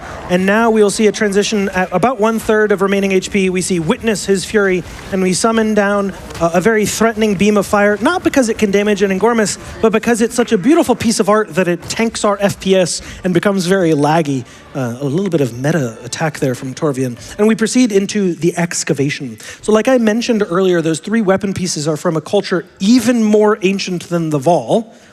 And that culture called the Precursors have an ancient forge. We need to reforge the weapon, and we are now doing some archaeology in order to uncover that ancient forge. So the Order against whom we are fighting are going to try and damage us here. This is why we wanted so much lightning resistance earlier, why that of the 3 primary elements, fire, cold, and lightning, was our primary preference. And that's because there's an enormous amount of lightning damage in this zone. To give you some context, we're now in a monster level 52 zone. The run ends at monster level 54, and we are only level 33. So this is the place where the enemies are the most threatening to us. You'll notice with well-timed leap slams and dodge rolls, Angormus can dodge a significant amount of the enemy damage. But if we were to get caught for even a moment, these enemies are intended to do damage that would be threatening to a character 20 levels higher than us. And so this is a place where we have half of the intended level, very approximately. And so this is a place where that lightning resistance is particularly important. As we continue to pass through here, we're going to find the final boss arena for this zone. And we will now get some lore for a moment, where we will see Oriana standing on the bleachers behind Torvian. Excuse me, not behind Torvian, behind Benedictus. She was the wife of Count Gianor at the end of Act 1, and she pontificates from her high stand there behind Benedictus, who is exorbitantly tall for some reason that I do not understand. He's about 9 feet tall, and we're now going to have a very challenging boss fight. In my mind, the hardest fight of the run. The different speedrunners disagree whether this or the final fight of the run is harder. So Benedictus will do enormous amounts of lightning damage. Some of his attacks are very threatening and some are not. He summons these huge AoE stone blasts. Angormus carefully positions between the stones to not get caught. And then Benedictus, with his lithomancy, his stone magic, is able to summon mazes for us to fight through. You'll notice that we are now not doing nearly as impressive of damage as we were before. It's because we're so underleveled. And so the fact that our damage has started to fall off, this is the moment when the mechanical skill of piloting this underleveled character becomes more important. Angormus has 854 HP, and some of these attacks do well over 1,000 damage, even accounting for a high level of armor. And now we see the lithomantic maze summoned, where Angormus has an incredibly difficult puzzle to solve of running through this slot maze. Congratulations to Angormus, he solved the maze and made it to the zone of safety. And now we continue. In case you couldn't tell, I don't think the maze is that hard. But it is an important mechanic. If you don't have enough movement speed or don't make it to the opposite side in time, you just die. It's not survivable no matter what. So it is important. And so we strike the killing blow against Benedictus. And in the throes of death, with the last of his strength, he attempts to use his lithomantic powers to abscond. And we see that Tavakai, chieftain of the main tribe of the Karoi, with his great jade axe comes and strike down Benedictus. And we will get into the Ancient Forge in a minute. We have about a minute of lore here for about 1 or 2 donations, and then I'm going to explain an advanced mechanic. That sounds like a plan. More pasta is coming across the donations box here in front of me here.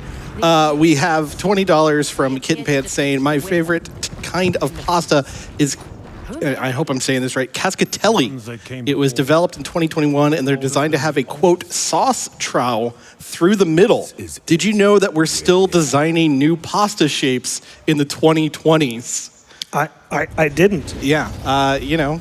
Fascinating. You come for the ARPG content, you stay for the macaroni learnings. It's what we do here. Hey, we had macaroni earlier. It's how the whole thing started. All right, so one thing that I want to point out, the hooded one at the top right of your screen, this black hooded figure, is going to use his strength to reforge the ancient weapon. Angormus is turning down his scene brightness, which I find phenomenal, because what's going to happen is we're going to see him reforge the ancient weapon, and you're going to get flashbanged. This is your warning. It's very, very, very bright. The whole screen will be white in a moment. Oh, doing this actually avoids it. It avoids the flashbang entirely if you stand over here. Beautiful. And then we're going to log out and back in order to skip a section of a cutscene, and that will save us about 40 seconds here. It looks like we may have had a game crash. No, we're fine. We're totally fine. Beautiful.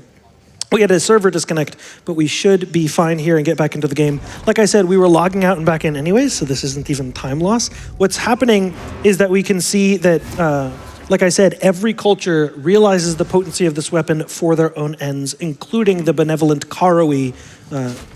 They are cursed by a famous disease that brings blighted blood upon them, which we will see in spades in a moment.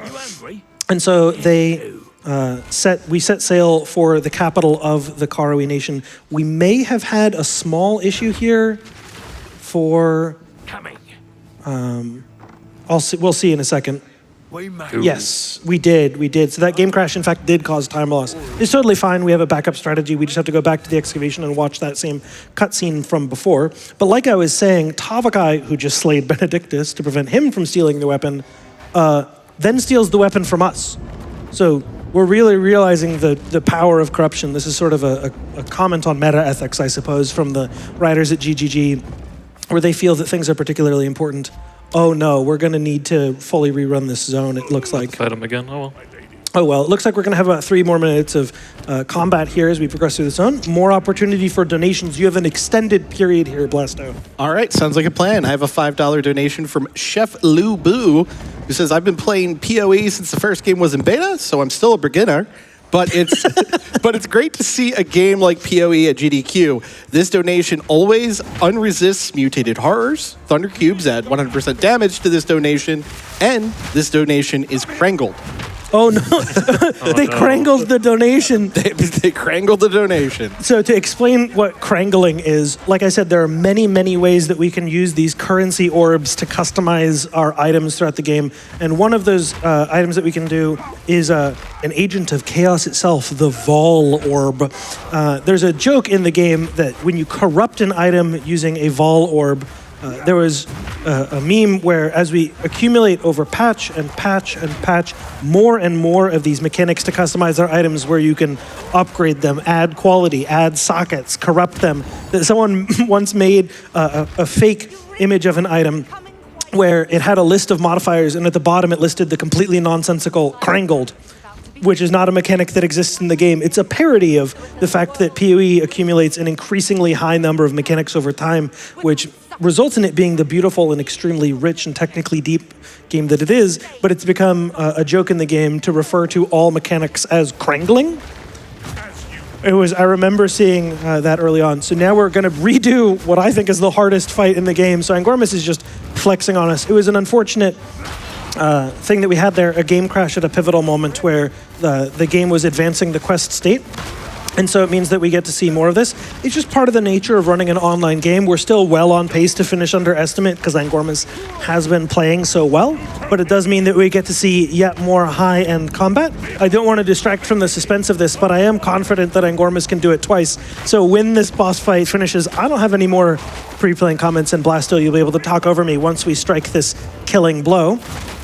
We're going to see a second type of maze, it looks like. No, we get the cancel out of the maze there. We've killed Benedictus a second time, and now we will see the same cutscene and lore again, so we can check in on incentives for future runs, or we can read more donations here. I've got more donations for you. Adam Adapted donated $10 and says, thanks, Angormus, for bringing Path of Exile 2 to the GDQ stage and representing it so well. Much love from Canada.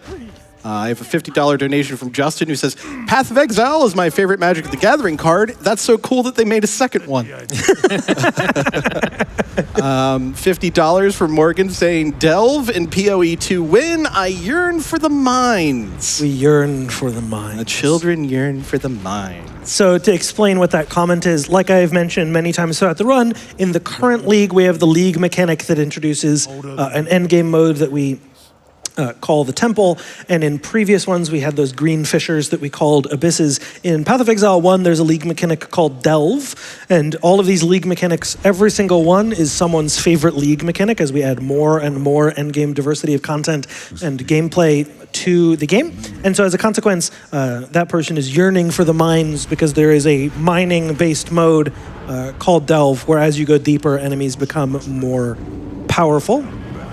And now we're taking another beautiful visual tour of our passive tree, updating our skill build. If you want the build, now is your time to take a screenshot. And we catch the end of that flashbang, and now we reset at the checkpoint to skip the lore. Because it was not a game crash, we should be able to pursue the ending here and now. So we are entering into the final zone of the game. We have 3 minutes left, so if anyone really wants to splash out and see that Yama the White boss fight, now is your time to lay the money down. How far away are we from that incentive? About $12,000. If you have $12,000 laying around and you hate cancer and like Path of Exile, now is your time to do that. You have about 2.5 minutes to do that before we enter into the final zone of the game, when we will be cutting off that donation incentive. Check your couch cushions, people. There's got to be 12K in there. I'm checking the couch cushions right now then. I don't see $12,000, unfortunately. Now we enter into Nakanu. Nakanu, you'll notice, spelled NG, N-G-A-K-A-N-U,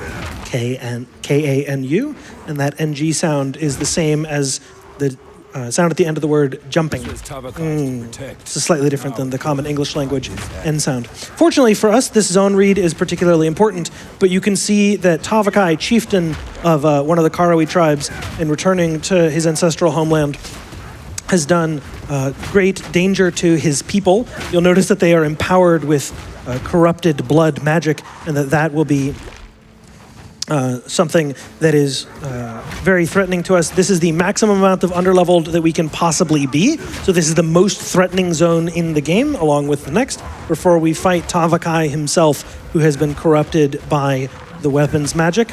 There is a great amount of suspense in this zone, but if you want to sneak one in, you can do so, Blasto. Just one, though. All right, $100 from Tink saying Val or no. Say it with me, folks. Orbs. Orb. And now we enter into the final zone of the game, the heart of the tribe, where Tavakai, in an effort to save his people, has absconded with the ancient weapon. This particular zone is rather linear to run, but Angormus is going to need to leap slam super duper carefully, because there are some enemies that will block our path, and if we get stunned, we will die essentially immediately. So this is the place for maximal expression in movement. You notice carefully placed leap slams and dodge rolls. You'll also notice that he is trying to save time by sprinting between gaps of mobs. But again, because there's so many projectile attacking enemies here, that sprint, if we were to trip, that would be all she wrote. He would die.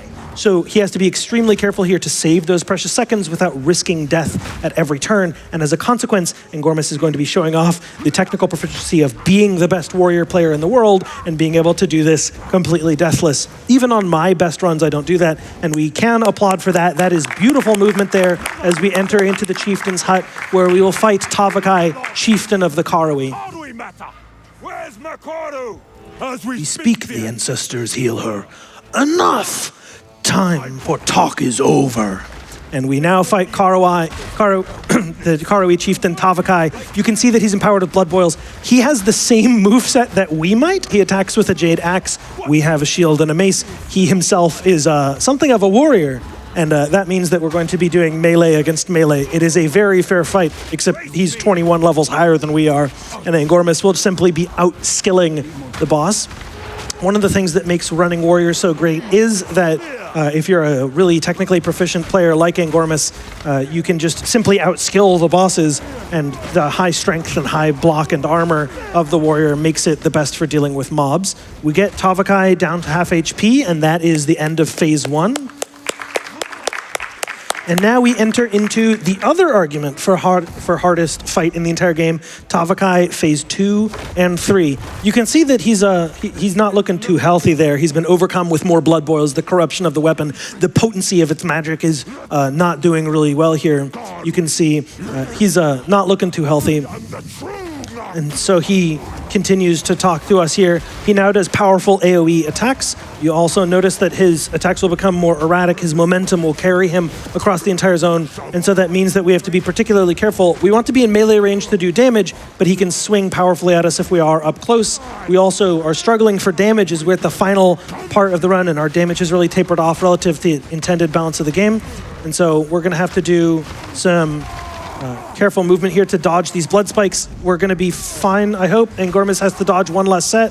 We're totally fine. And we should be able to do damage to progress to phase 3. We need to be a little bit careful here. And that is the end of phase 2. Quick applause, quick applause. And now we enter into the final part. Tavakai the Fallen prays to the Karawi god Tukohama, and Tukohama rejects his pleas, seeing that he has not done this in the correct Karawi way. He does not think that Tavakai has been honorable, and Tavakai now succumbs fully to the power of corruption in the weapon and transforms into an even more hulking form. Almost any attack in this phase would be a one-shot. They should be mostly easy to dodge. The one thing that we really don't want to see is ice spikes from the sky. That would be too much for us to deal with. And that's, this is about as bad as it can get.